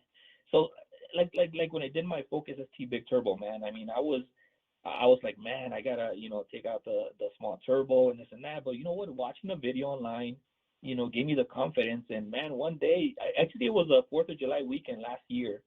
Um, I said, you know what, I'm just gonna go for it. You know what I'm saying? Something happens, then I'll take my car to a mechanic. But dude, installing a big turbo was fun. And If you don't mind me asking, if you don't mind me asking, what kit did you go with, or was it a kit, or was it just a bigger turbo from one manufacturer? Did you have to retune the car, remap it? Oh yeah, man. It was a Garrett GTX, what is it, 2867R, I believe, for the Focus ST. Mm-hmm. But yeah, you have to tune it right after. And see, that brings up another point too. With the Saline and stuff, it's Vortex supercharged, and trying to get I don't want to mention names, but SCT, trying to get them to help me, it's like it's really hard, man, because they can't help people in California, Mm-hmm. So yeah, I don't know if you heard that. Yeah, I know where you're coming from. When we go with the emission requirements. Exactly. So yeah, man. So I understand, they want to stay away from trouble, but I don't know, man. Living in California, having nice cars is gonna be gone soon, because a lot of people are moving out because of it. You can't have a nice fast car anymore because they think you're a racer, and you're not. You know what I'm saying? I don't go street race. I have nice cars to show off my nice cars. And yeah, I do have the power. So Mm-hmm. that's all good for me. Yep. Well, I was like, with me, the biggest thing, was like, back in the day when I was working at a shop and selling parts, a lot of these guys were wanting to do, like I said, the upgrades that, I straight up told them. It's like, yeah, I could have made a quick sale, but I was going to be honest with them. And I'm like, look, okay, you can have this fun, do this modification, but guess what? In about 2 years or whatever, how long it is, depending on how old their car was, right, you're going to need to remove this part and go back to stock. Exactly. So and you know what? And it's like, I'd rather them know up front before whatever. But so yeah, it got to the point to where it's like, I'd rather go the route of anything that's already been approved by California, and they have that nice little executive order number, then I'm fine. But then again, I've seen that CARB also, I hate to say this, bitch slap certain manufacturers after the company came out with been approved because of stupid little things. So it's like, and I asked them, so is there like kind of like when I talked to the manufacturer, I was like, is there a grandfather clause in there or not? Because they say like on CARB's website, any executive order at any time can be, I think the wording is, can be rescinded. Yeah. And that's what they wound up doing. And that's what they wound up doing with this one particular kit from this one manufacturer. And it's like, it was over for a stupid little thing. And it's like, and the manufacturer of the kit couldn't get that part, to incorporate it into their kit. So it's like, basically what it means is they probably had to spend money to redesign the kit and, resubmit the kit for recertification or whatever that they needed to qualify. But like I said, it gets crazy, when you start messing around with it.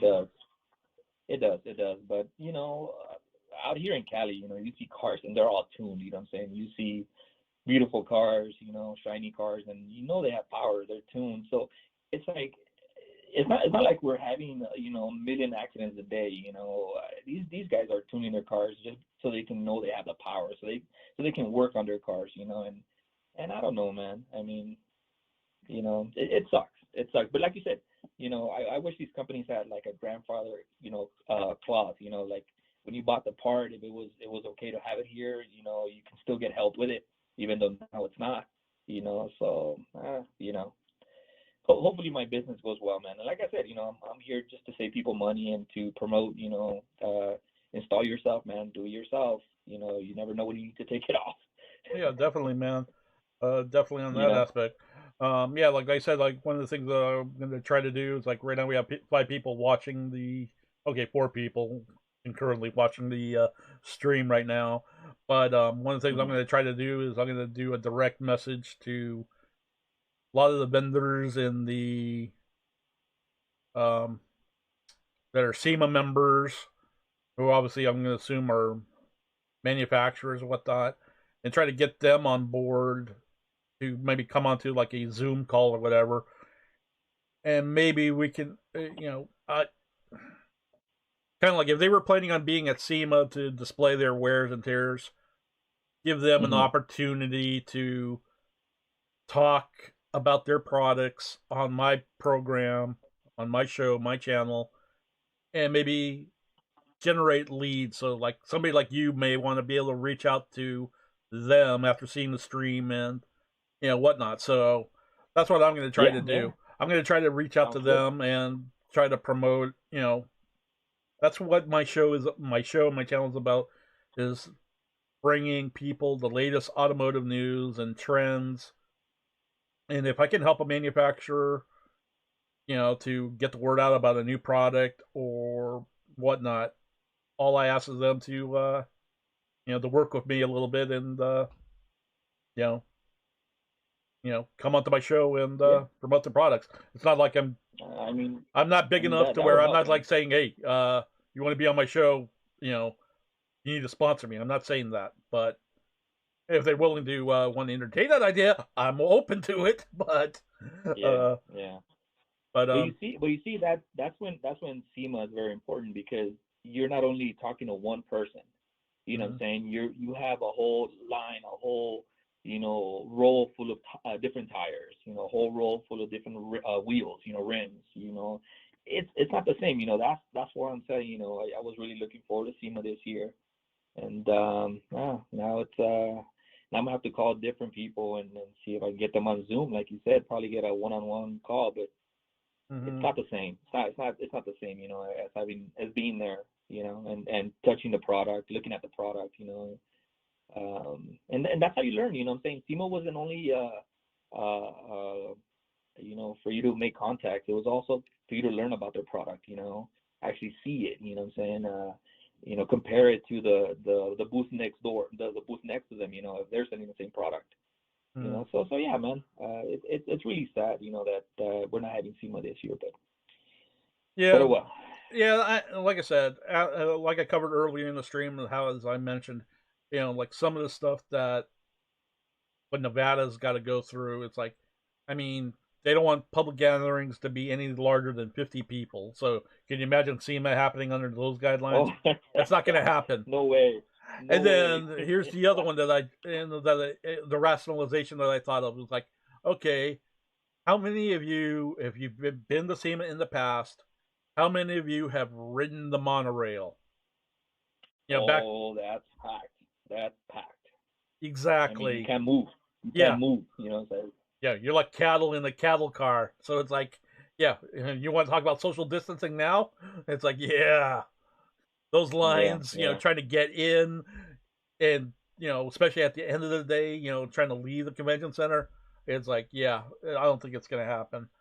So No, yeah. I know. And I always took the monorail. I've taken the monorail, and yeah, it's jam packed. You know, you're literally cheek to cheek with people. Yeah, And like I'm even talking about before the pandemic, I think it took you like 45 minutes, by the time you got in line and eventually got, up onto the platform to get into the deal.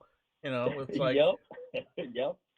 No, 100%, man. But you know what? All the other casinos caught on, man. I didn't go last year. I didn't go to SEMA, 2019, due to work. But I went 2018, Mhm. and every casino offers shuttle now, man. Before it was just the casinos close to SEMA were the ones, overcharging people per night because it was so close to the convention center. But now, you got shuttles from Mandalay Bay. You got shuttles from, MG, everywhere, MGM, New York, all the corner casinos have shuttles now. Well, yeah, that was the So- thing though. That what SEMA kind of did, because usually a lot of the hotels on the property they had the charter bus shuttles, pre-negotiated, Mhm. Yeah. so that kind of saved it. But the problem also with that is, I remember before even the first buses, when I was there last year, it's like 7 in the morning waiting for a bus, I think, to get in there. And it's like, it was like about 8:30 before I realized, hey, look, I got like a 9 o'clock meeting I have to be at. So I said, Yeah.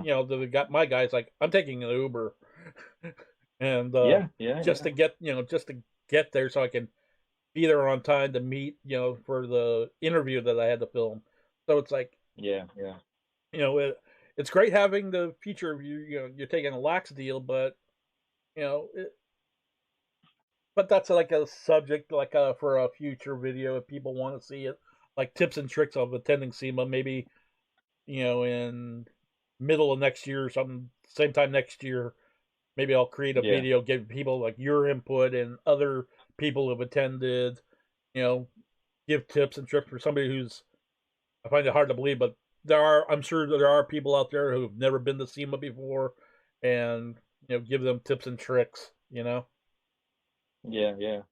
But, Somebody just posted, just walk. And yeah, man, if you're close, go ahead and walk, man. But you're gonna walk so much at SEMA that it's gonna be tough. You know what I'm saying? Walking to SEMA and then walking SEMA is a lot of walking. I think daily but yeah, average, I was getting about 14,000 steps a day, I think, daily. Just inside, right? Just inside probably one building. Yeah. Well, hopefully they say there's like quite a next year few. they're gonna be well, they were building for the last 2 years an extension to the convention center. They're calling it now the West Right. Hall, and part of the thing that they were doing was for the last 2 years is Elon Musk's boring company.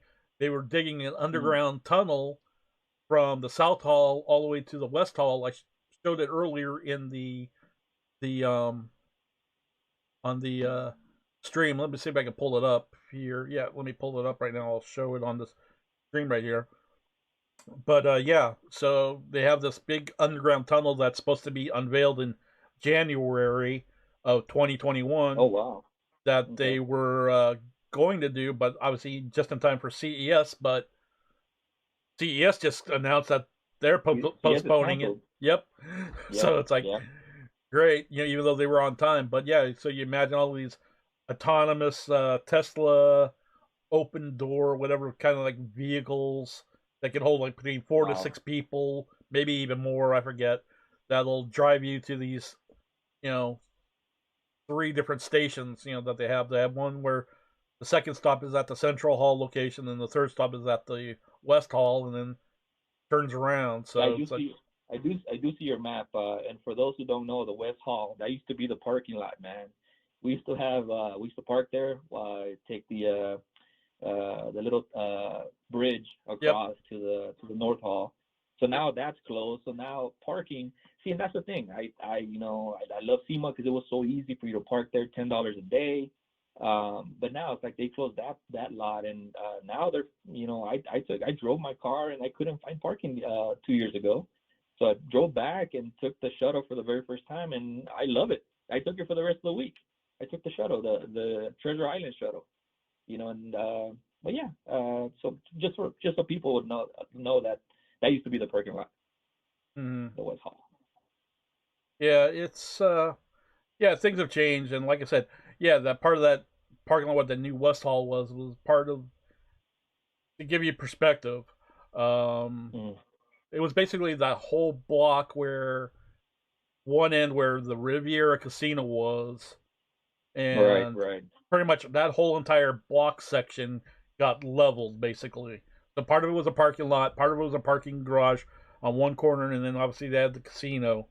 And I forget, then the opposite end of the casino, there was like a bunch of little strip mall type thing. But I think that pretty much all got leveled for this construction. So, you have all of that, and then they have that big monstrosity of a casino. I think they're going to call it Future or Fountain Blue Casino Hotel, whatever. That was thing that's still being built and whatever. But yeah, it's been a few years since I've been around that section of the, whatever. But then again, I remember the days of me attending SEMA. My very first SEMA, I stayed at the Manors at the Circus. Right across from the Riviera. Yeah, exactly. Yeah, you want to talk, and it wasn't even part of the the hotel. It was more like a shady motel, if anything. Oh, dude, that is scary. That manor is very scary, man. But I remember that too, and I'm watching people post. 12, 15 miles. That is true. That's about average. And then you gotta wear good shoes. Good shoes, painkillers, and drink lots of water. But one thing I do recommend, and people are always asking me where I buy them, is those backpacks that come with like a little bench. They have like an integrated little bench, on your backpack. So when you're picking up, books from manufacturers, their stuff, you drop it in your backpack. When you get tired, you open up your backpack. It becomes like a little bench. I don't know if you've seen those.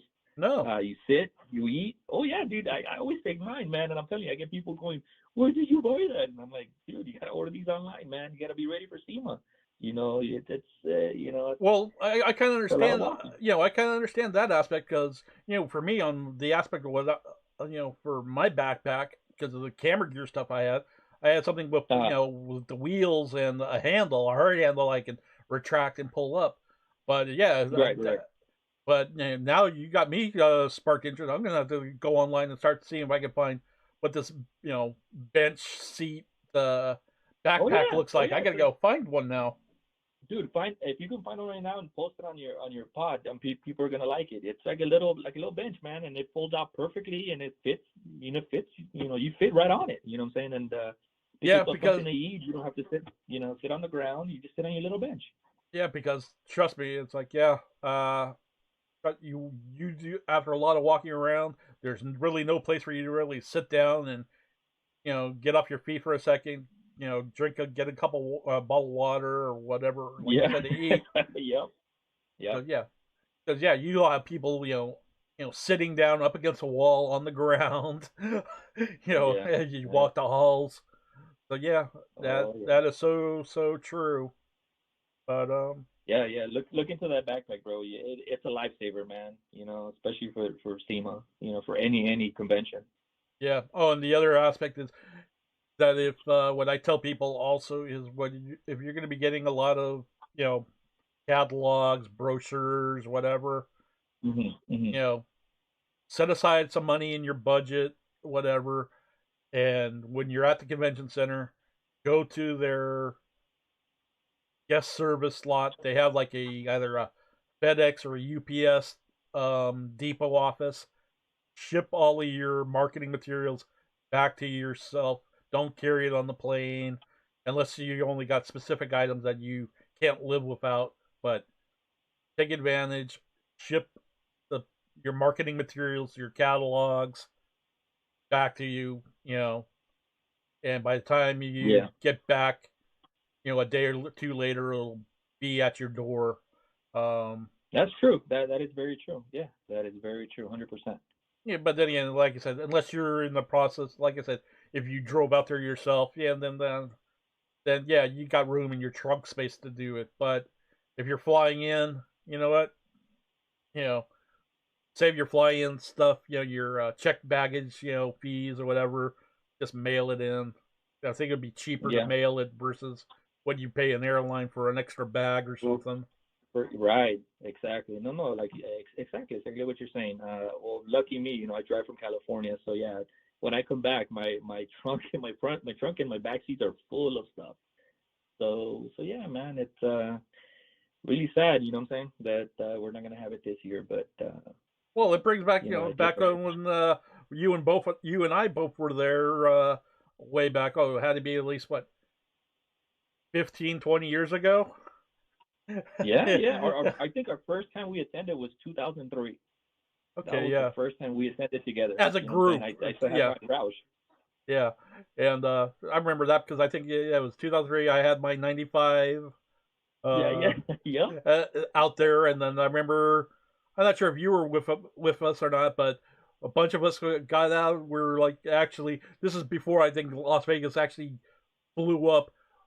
You in the middle of the night at 1 or 2 in the morning could cruise down the Las Vegas Boulevard in the middle of the night in your car, go 3 deep wide, 3 lanes wide deep. No, I was there. I was there. I remember that. We did 3 wide, starting from Mandalay Bay all the way down to Stratosphere. No, we did. I have pictures of Stratosphere. At least you have pictures. Ever since I have pictures. I'll send them to you. Yeah, ever since SEMA or F and Sweet went downhill, I lost all of the photos that we had posted up there. So I kind of wish people would post them, like old memories. You know? No, I have them, brother. I'll send them to you, and yeah, you can post them, man. Or so those were good old days, man. Good old days. Yeah, we had some fun, especially when the whole group of us from F and Sweet, showed up, got into for the awards breakfast, and got to have that group photo with Jack Roush. That was a good one. Yeah.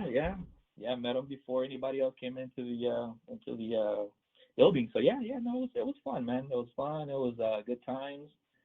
And yeah, man. I miss all the people from F and Sweet. I'll give you that. Yeah. Definitely Kevin, Fishman. God, I'm trying to think. Oh man, those are the names. Yeah. You got Darren. You got Don. You have it's so many. I mean, we got so many. I should have written them all down. But yeah, I miss everyone, man. I miss everyone. I hear you, man. Okay, let you get going back to your phone calls. Hopefully, you're making headway with the business. So. Hopefully, thank you. Appreciate that. And we'll be in touch, man. I'll probably give you a call later this week or something. We'll chat up some more, have some fun and talking. Sounds good, brother. I'm here for you. All right, man. Thanks for calling in, man. All right, guys. Take care. Bye. So cool. That was Manny. He basically has a website that he's starting up called Garage-Kingz with a Z.com. Let me see if I can even pull it up. I'm not sure how updated it is right now, but let's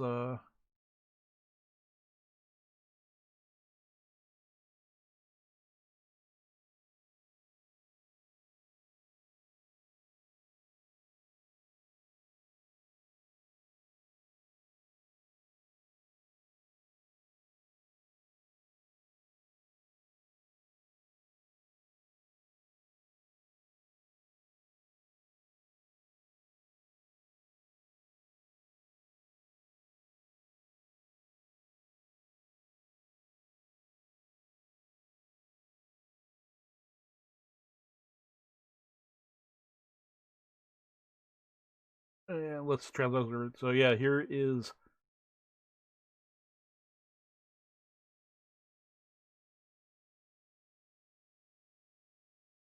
Here's Manny's website, Garage-Kingz. Garage on Automotive Upgrade launching soon, so he's got products and media. So yeah, be sure to check him out. Follow him on social media. He's on Instagram, Facebook, and looks like he has a YouTube channel he's also in the works on as well. So definitely be sure to give Manny a follow. He's got good things, and like I said, he's an old friend, and I'll support him any way that I can. So yeah.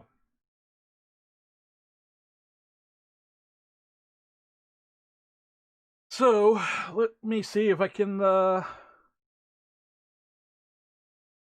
call up our next guest if he is available.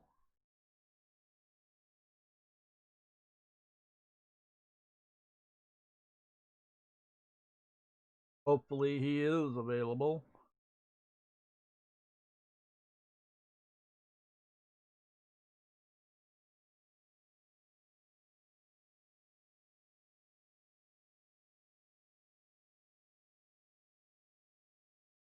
And let's see what happens.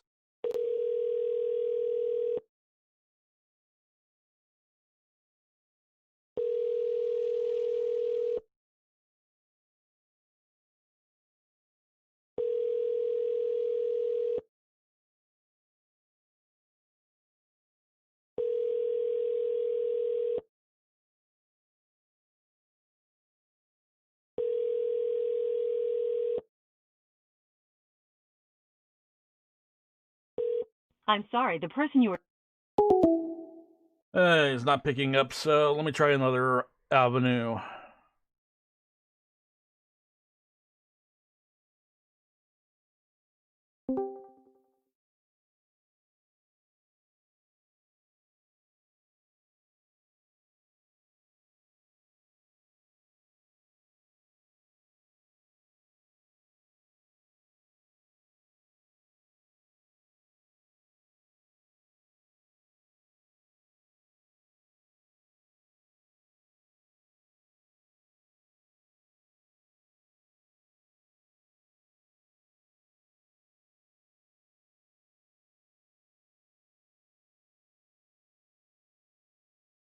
And got nothing. Bummer.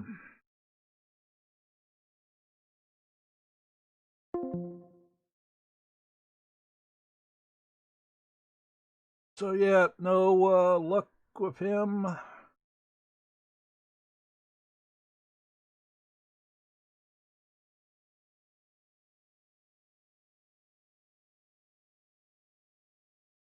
Yeah.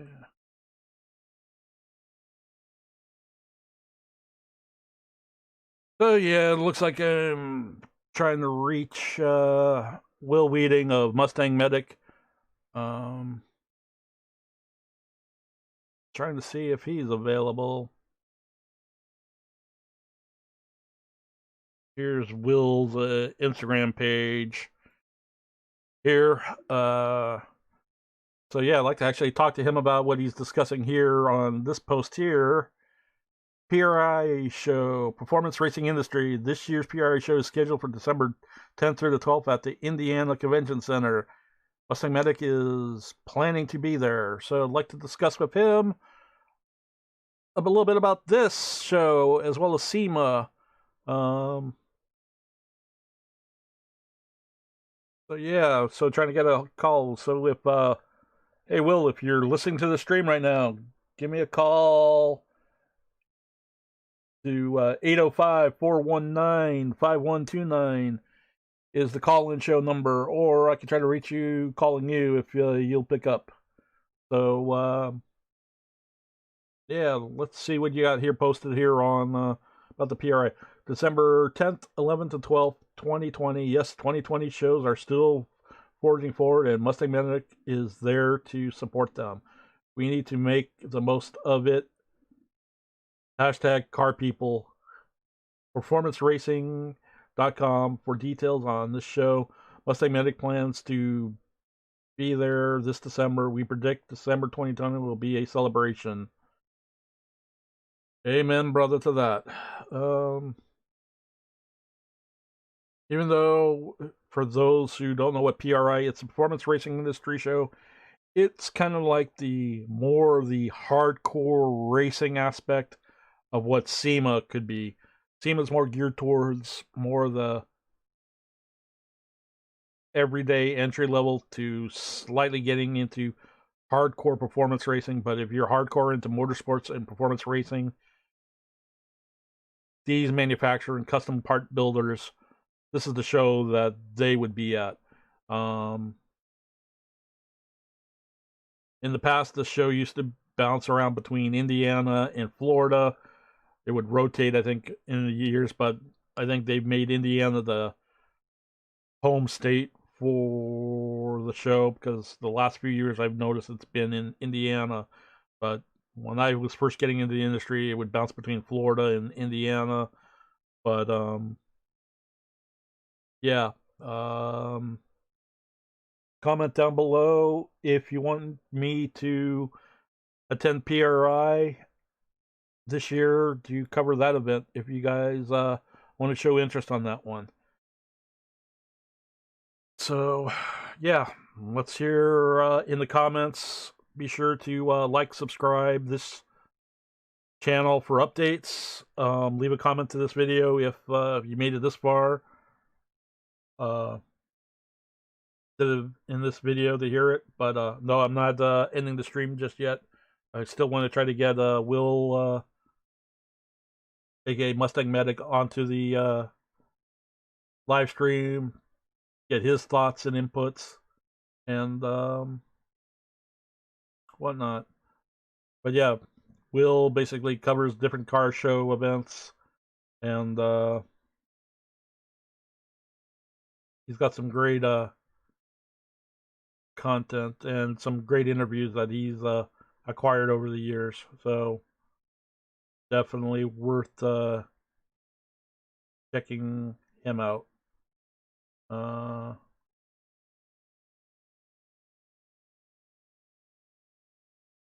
Yeah, definitely. So we'll see who and whatnot. And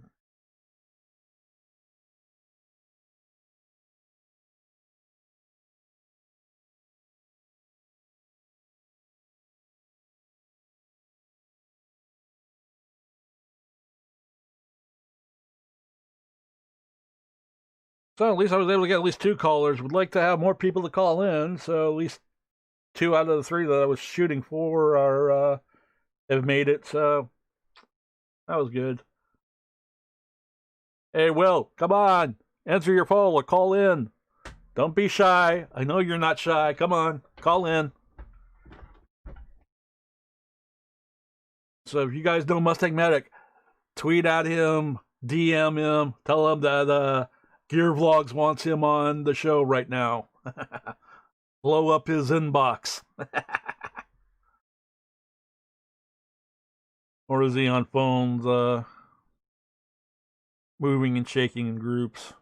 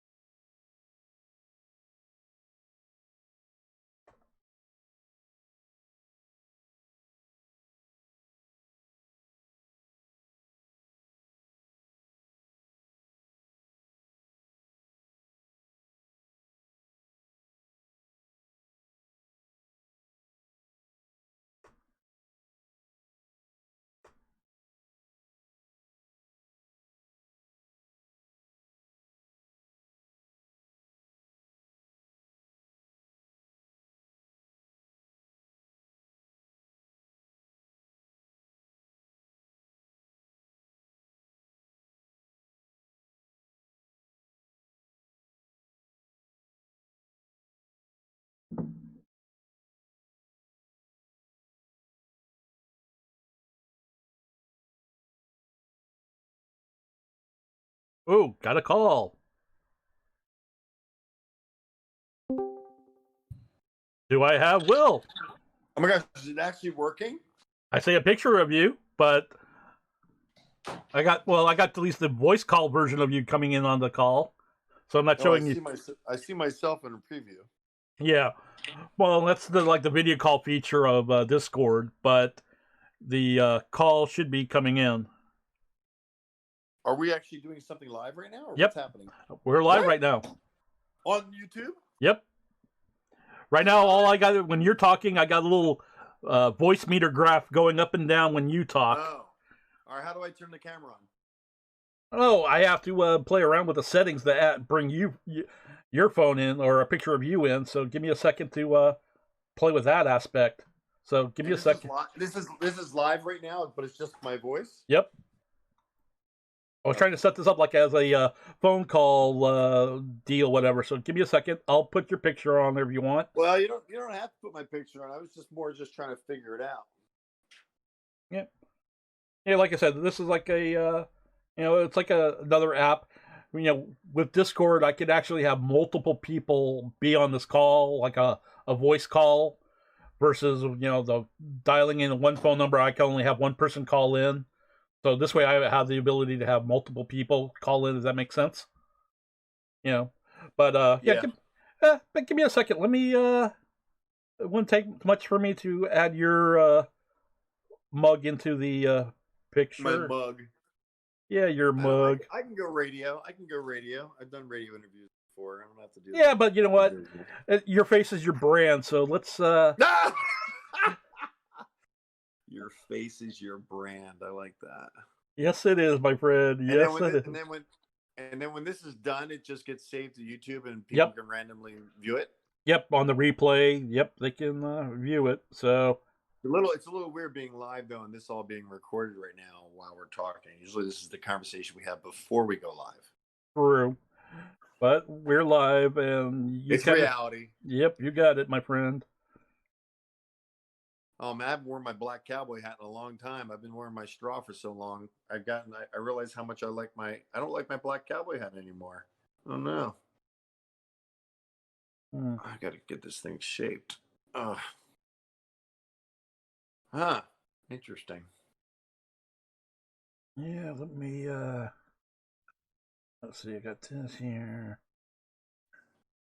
It's so funny. Everybody thought my black hat was the Stetson, but now all my other hats are a Stetson and not the black hat.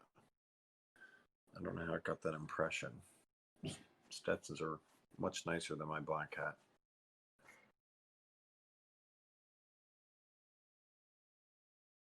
We're gonna have to choose our words carefully. Yes, we are.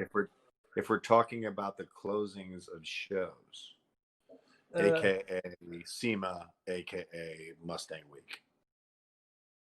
Yeah, so true on that aspect. But you know what? Give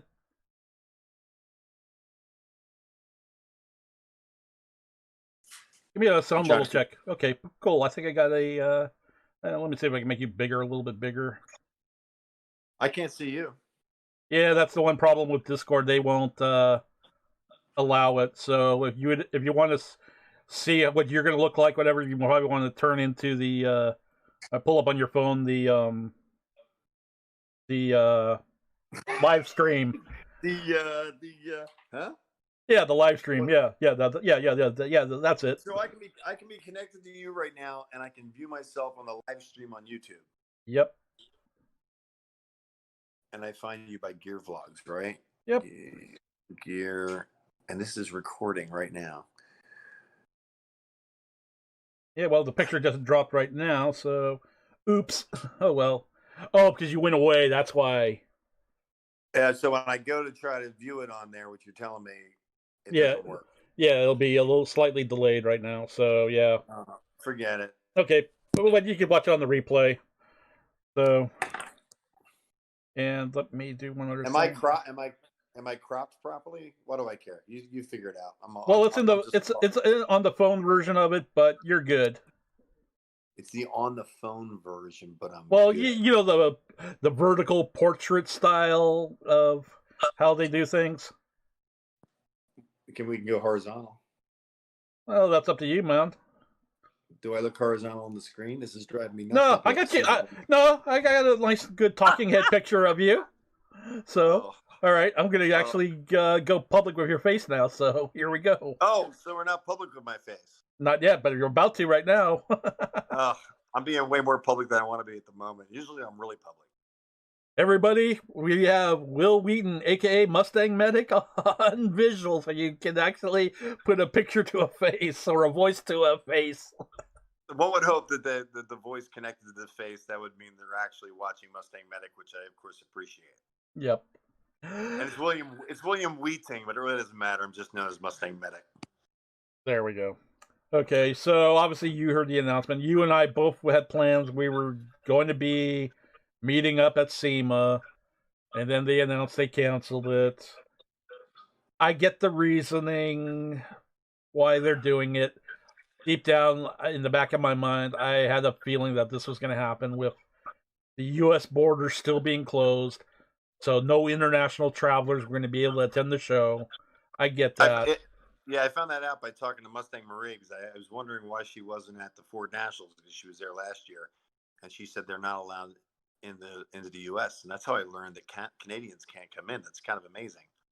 Well, that's the thing. When I was covering earlier on this aspect, that Canada wasn't on the COVID or the banner list of restrictions. So that's what I find weird. So because the reason why I bring that up is recently there's like a Canadian YouTuber that I know that I watch for the last month and a half or so. He's been doing collab work here in the United States, in Texas and in California. So I'm like going, okay, so how did the guy from Canada, manage to get into the United States? So they must have opened up. I'm sure he had some kind of special, there's a lot of things. I mean, straight up, Sony Pictures, or Sony Entertainment, and I'm not going to mention my friend who does very well there. He knows who he is. They worked straight through this whole COVID thing. Sony executives are not essential workers, and they never stopped working, designing their video games. So there's a whole different level of restriction going on with this COVID thing. Right. On the subject of SEMA, I was concerned when I got the questionnaire, because I was already, I'm approved every time for media credentials, because I've done the show 8 years, not in a row, but I've done it for like 8 years. So the questionnaire, I was like, I answered the whole questionnaire. I don't always do questionnaires, but I did the questionnaire because I care about SEMA. Right. I care about our industry. And I said, absolutely not. Virtual is not going to work for me, because what do? We create our own virtual videos. Experience. How do you as a media person work in a virtual environment unless you got a camera on the ground that you're in control of? So I was not for virtual. And then when they said, could the event be held outside? And I know how big it is inside. It's like near impossible to do it outside. I don't know where they would do it outside. Plus the hooligans, they need their space so they can do all their donuts and burnouts, which you can see on video on my YouTube account. Mm-hmm. But from last year, it was awesome. Yeah. But without that, I was thinking, maybe it's going to get canceled. So then I think it might have been you with the breaking news to me. And then, of course, I posted it to tell everybody that SEMA was canceled. And, I think with the whole pressure of governors basically deeming who can be in business now, which is a really wild dynamic in America, they're just too big. You know what I mean? SEMA's a massive show with massive money. I mean, just one vehicle there, I don't think there's anything under $100K investment on the floor. I think everything is just to the nines. Most of those vehicles at SEMA never see the road. I mean, you see them rolling out, but they go right back in their trailers and then go home. They're impeccable. They're just, every detail's done on them. They're amazing. Yeah. The vehicles are amazing. And of course, it's going to sound like a helpless pitch, but I video everything, and I videoed 8 years of SEMA shows. So if your audience wants to relive it, they can relive it on MustangMedic. And also on gearvlogs.com. I got some footage there too from some of the show, and I'm actually, for me, because I didn't really produce much content for the 2019 show, just maybe like 2 interviews, and I have some footage of walk around that I was able to get off my phone. So I'm actually going to put together a little, as the date gets closer, like a, best of 2019 SEMA or something, to showcase what I captured, for people That's dedication. For people who are jonesing. But Mario, that's dedication. I'm lazy. I'm just going to tell people to Google MustangMedic SEMA. Yeah. I got like 500 videos of models and cars and stuff on SEMA after 8 years. So I just like Google MustangMedic. That's going to be my post. Yeah. But the aspect of like what you said, for me, like part of it was I wanted to be able to go there this year and also network with, different automotive celebrities and vendors for stuff going into 2021. But, now I'm resorted to having to get back onto, other avenues of contacting people and, shaking the trees to see what I can, get out of that. It's like one of my other guests had mentioned earlier on today that they wanted to be able to get there and put a face to a vendor or a manufacturer, that they want to potentially represent and be in business with, True, but to look at the glass half full on this subject matter, this is a rare opportunity for everyone that's been online. Mm-hmm. Even people that have been online that have never even gotten to SEMA, the SEMA show's not happening. So we have a great opportunity to give content to people while they're looking at their phones, which with this pandemic thing is going on, that I really think that it's a rare opportunity. Yes, we're not going to be able to shoot at the show and that type of thing, but there's places to utilize. There's car shows that are happening. You can find them. We had this discussion, and you can give people that aren't going out, that are some people are in fear. Most, in my opinion, most people aren't of this virus, but there's many different opinions on that. You want to touch on Mustang Week? That's up to you. Your call, man. It's like, I know you got that movement that you want to start. Yeah, Mustang Week Rebels, I jokingly called it, because there's a number of people that still want to go. Now with Mustang Week, again, they're in the same situation as SEMA, large show. I mean, oh my gosh, hurricane last year. Now they're dealing with a pandemic. I mean, who could have guessed? It's like I hope to God there's no trifecta, because this has just been like a back-to-back challenge. But there are groups that are getting together, Mustang Week enthusiasts. I never got the opportunity to go to a show. I was on the West Coast doing all of my stuff before. Mm-hmm. So I tried to go last year, hurricane. I planned on going this year, announced it. Pandemic. I think there was an earthquake somewhere close by too, which is just crazy. Mm-hmm. But there are groups that are going down. I met up with the official Yellow Mustang Registry. I told you about that one, I think. Yeah, it's a long hashtag.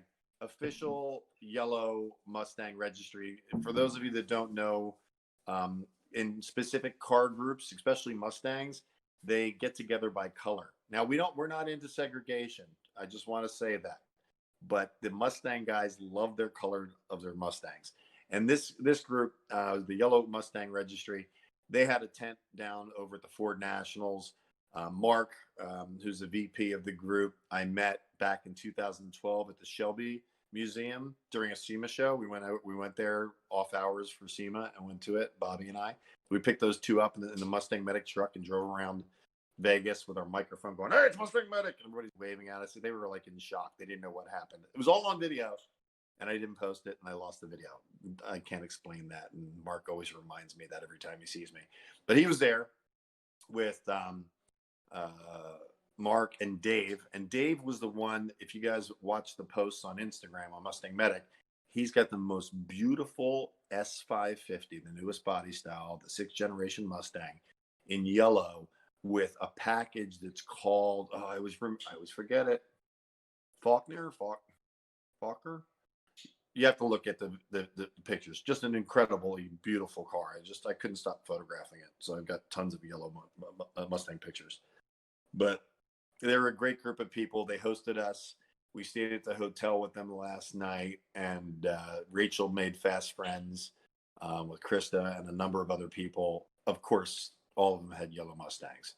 And one was so dedicated that his Mustang broke down, a yellow Cobra, that he drove a truck in to go to the show. So it's a very unique experience. I've driven in a lot of cruises before, like the Iona car show, the Iola car show in Wisconsin. I drove out there for that. That was a drive, and we went in a cruise for 60 miles. I drove from 5:45 in the morning till 9:30 at night in one day, and then the next day I drove for 60 miles on a cruise. So great planning, you know what I mean? But and lots of caffeine. Yeah, well, when you're in a group of yellow Mustangs, like I got great video. I'll put up more video clips on Instagram on MustangMedic. But when you're following a pack of yellow Mustangs, when you're following up, yeah, sorry, I got a phone call. That black out my screen. Oh, just for a second, split second. That's fun. That's funny. We're gonna have to end this like in 5 minutes. I'm sorry. Gotcha. I make short interviews. I gotta take that call. That when you're running in a pack of yellow Mustangs, almost everybody stops, looks, and takes pictures, because not only does the car look awesome, all different generations, but when it's yellow, it really sticks out more so than the red Mustangs, the black Mustangs, the green Mustangs. I love all the groups. Don't get me wrong. I love all colors. MustangMedic doesn't discriminate. But when you got a group of yellow Mustangs together, it makes quite an impression. It was cool. Everywhere we went, to restaurants and to the show every day, I just, we got adopted. We're a silver New Edge that was an honorary member of the Yellow Mustang Club. Try to figure that out. Hey, you can't write this stuff, Mario. No, that's the beauty of the car community. You have your different groups or splinter groups, and right. And they're not racist. They're not racist. They let a silver Mustang in. Exactly. I think it's somewhere one of the lists. Hey, I think I'm a member of the Black Mustang Registry. I think somewhere. What does it say? I saw a shirt or something that said "All Mustangs Matter" or something. Yeah. That was funny.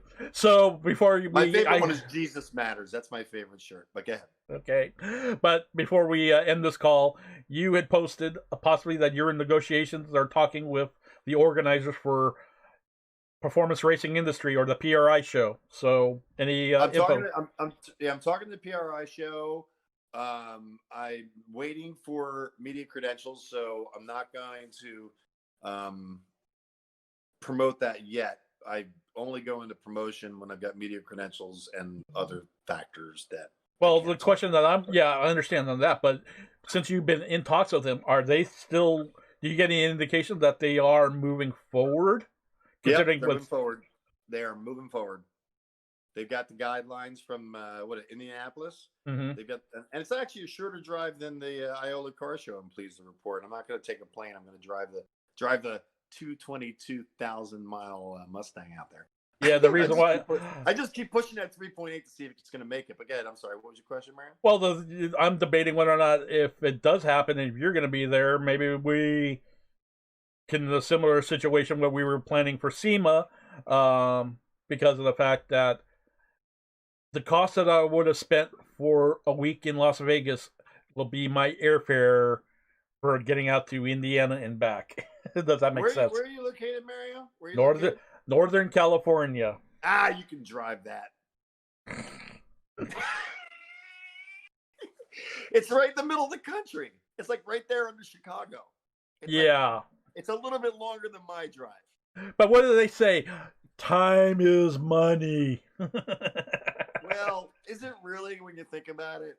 During a pandemic, is time really money? You know what I mean? We got so much darn time on our, like, sitting there going, I mean, I'm utilizing the time. I can't even see my face because of all the pop-up notifications I'm getting Yeah. on my phone. But I want to just make sure I'm in crop. See, that's what they say in the entertainment industry. I'm in crop.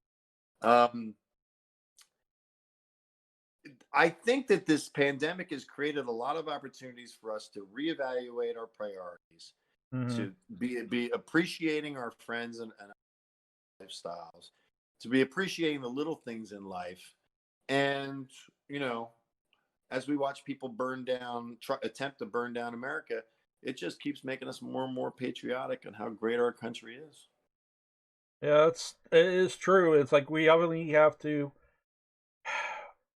people, like I said, I'm kind of upset about how that's going to hurt the economy that it can. I get it for the safety reasons.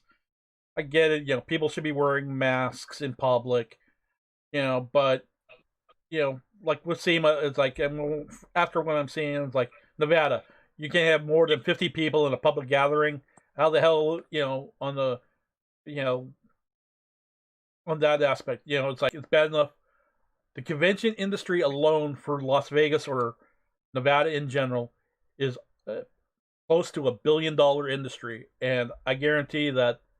How much money do you think they've lost this year?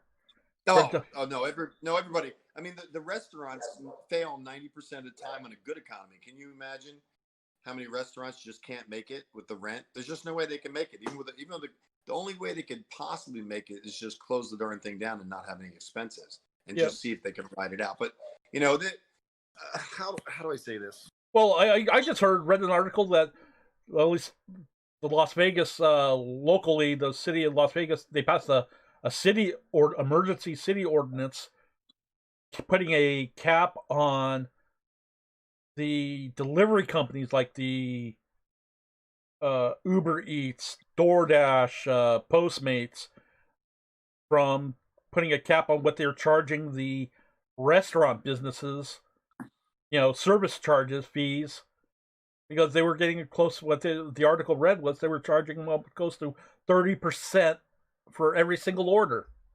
Yeah, but you know what? I'm going to sound really conservative in this statement. The government can't control business. They can't. Well, they are. They can't control the prices that people ask. That's government control. So I'm always going to go towards less government control. They can't tell. When there's a monopoly, okay, they've been broken up before. Monopolies, it's a very delicate situation, but monopolies can be broken up. But when the government comes down to a point of saying you have to close your business and then you have to charge this, too much. It's capitalism. If they're charging more, you find a different service that's cheaper. It's all about like us looking for the best price. We're not stuck with it. So I think the governors are definitely overreaching. I'm trying my best to not be political in this conversation, but we're going there. Yeah, I hear you. But I'm just, but like I said, I'm just from the business owner standpoint, and like you said, restaurants are, they're hard hit. They can't be open to the public because of how many people or whatever. So they have to rely on food deliveries and takeout orders to keep their business going. But great. Now the thing is, which brings me up is, okay, why do you have to use one of those delivery services? Apparently there's a health code regulations that prevent some of these restaurants from doing that. So they have to rely on these outside services to deliver their food. So it's like, then you're at the mercy of those services. And then, okay, yeah, you can raise the price of your meals to recoup the cost, but then you got people saying, that's too expensive, I'm not going to pay that price. The best way to summarize this is nothing happens by accident on an election year. Yeah. November 3rd, this will all be over. Don't worry, people. 47 states, that's my prediction. Okay. Yep. Cool, man. So, we're totally political now. Totally political. Hey, we only have 4 people watching us right now. We only have 4. Hey, we only have 4 people watching, so whatever, Yeah, but it's gonna be it's gonna be you're gonna tag it with MustangMedic stuff all over the place, and those people will see it. That's okay. You know me. I don't mind. I'm totally cool. No, just for you, I won't. No, Mario. Mary, I stand by my my statements. I will always be real, no matter what it costs me. That's MustangMedic. I hear you, man. Well, that was Yeah. an ad. Exactly. But and all that fun stuff. Oh boy, what was I wanting to do? Oh yeah. Well, we talked about SEMA. We talked about Mustang Week. We talked about the shows being canceled, and an opportunity for all online people to utilize this and do the best they can, because we are holding our phones and we are in our houses. That's where we are. I'm not at a car show right now. Why?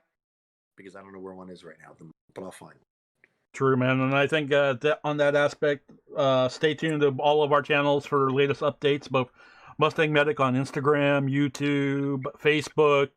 Did I miss anything? Everywhere. Now, just any social media accounts, MustangMedic.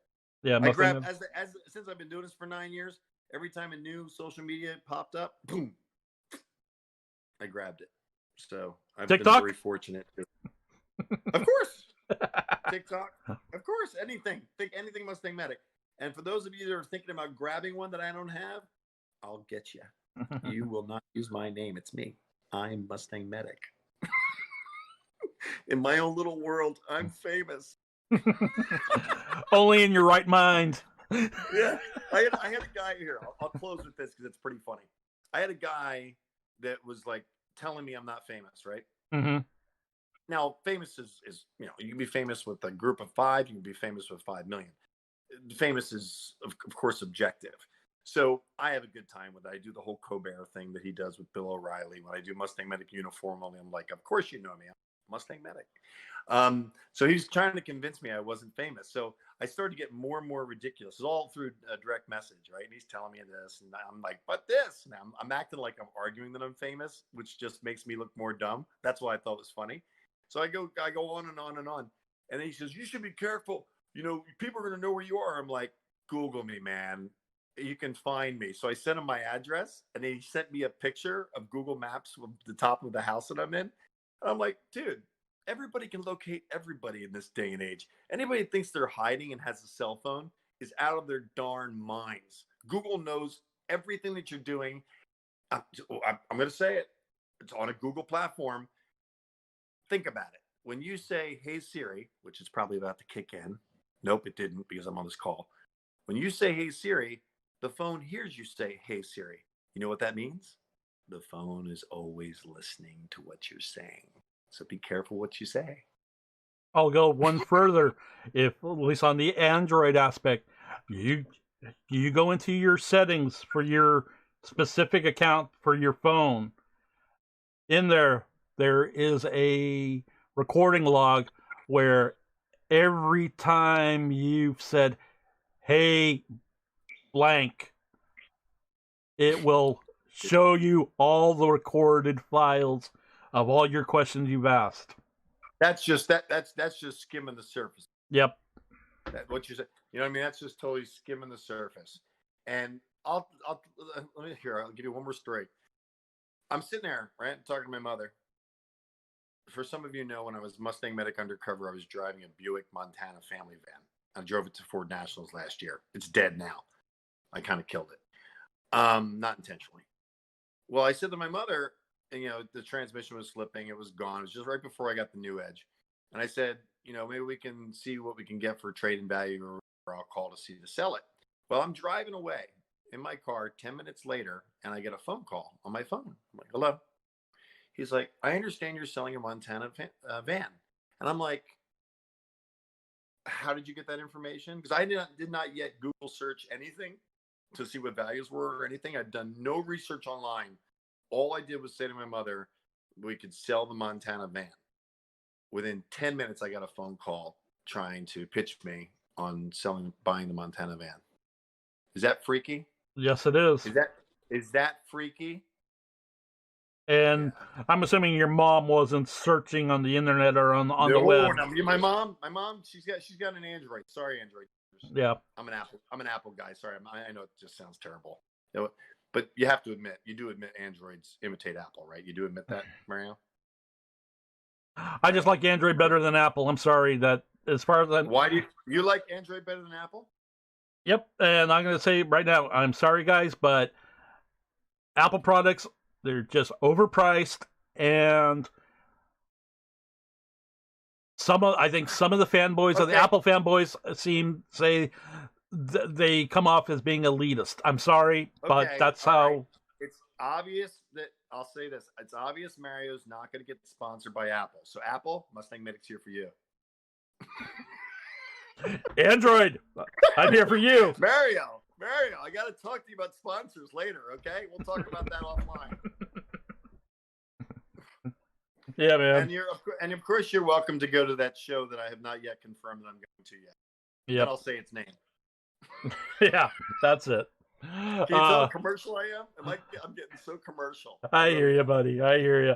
So yeah, we'll be in touch. I'll talk to you online, DM you, whatever, all that fun stuff. We'll talk more. Yeah.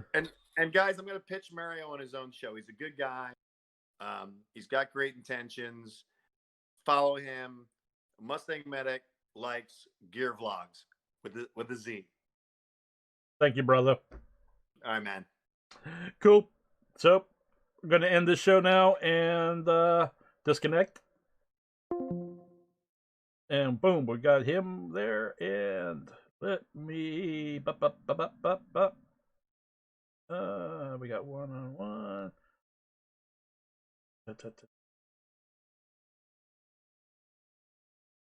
Discord video.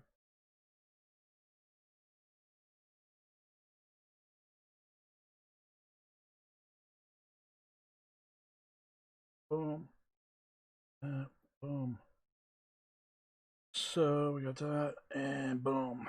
Okay, so that was pretty much all of the fun stuff. Only got 4 people watching, which is an average. I'm impressed for that aspect. But in all reality, if you like the stream, want to follow me, be sure to hit that like, comment, subscribe, leave a comment down below. Maybe I'll do a follow-up video on some of your comments and questions about today's topic. I know it's a long one, the 3 hours. Maybe I'll, after this video is processed, I'll edit it down to shorter to the live caller aspects of it. Make it a little shorter. Hopefully I have enough information. But, yeah, I want to thank all of my guests who came, called in today. I'll post their social media information in the video descriptions later. But, yeah, so, yeah, once again, be sure to subscribe to yourvlogz.com here on YouTube. Hit that like button. Share this video out.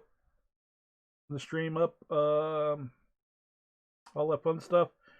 And be sure to watch the next video that YouTube wants to recommend. Or what's the last video that I had uploaded up to check out. So until then, have a good one, and see ya.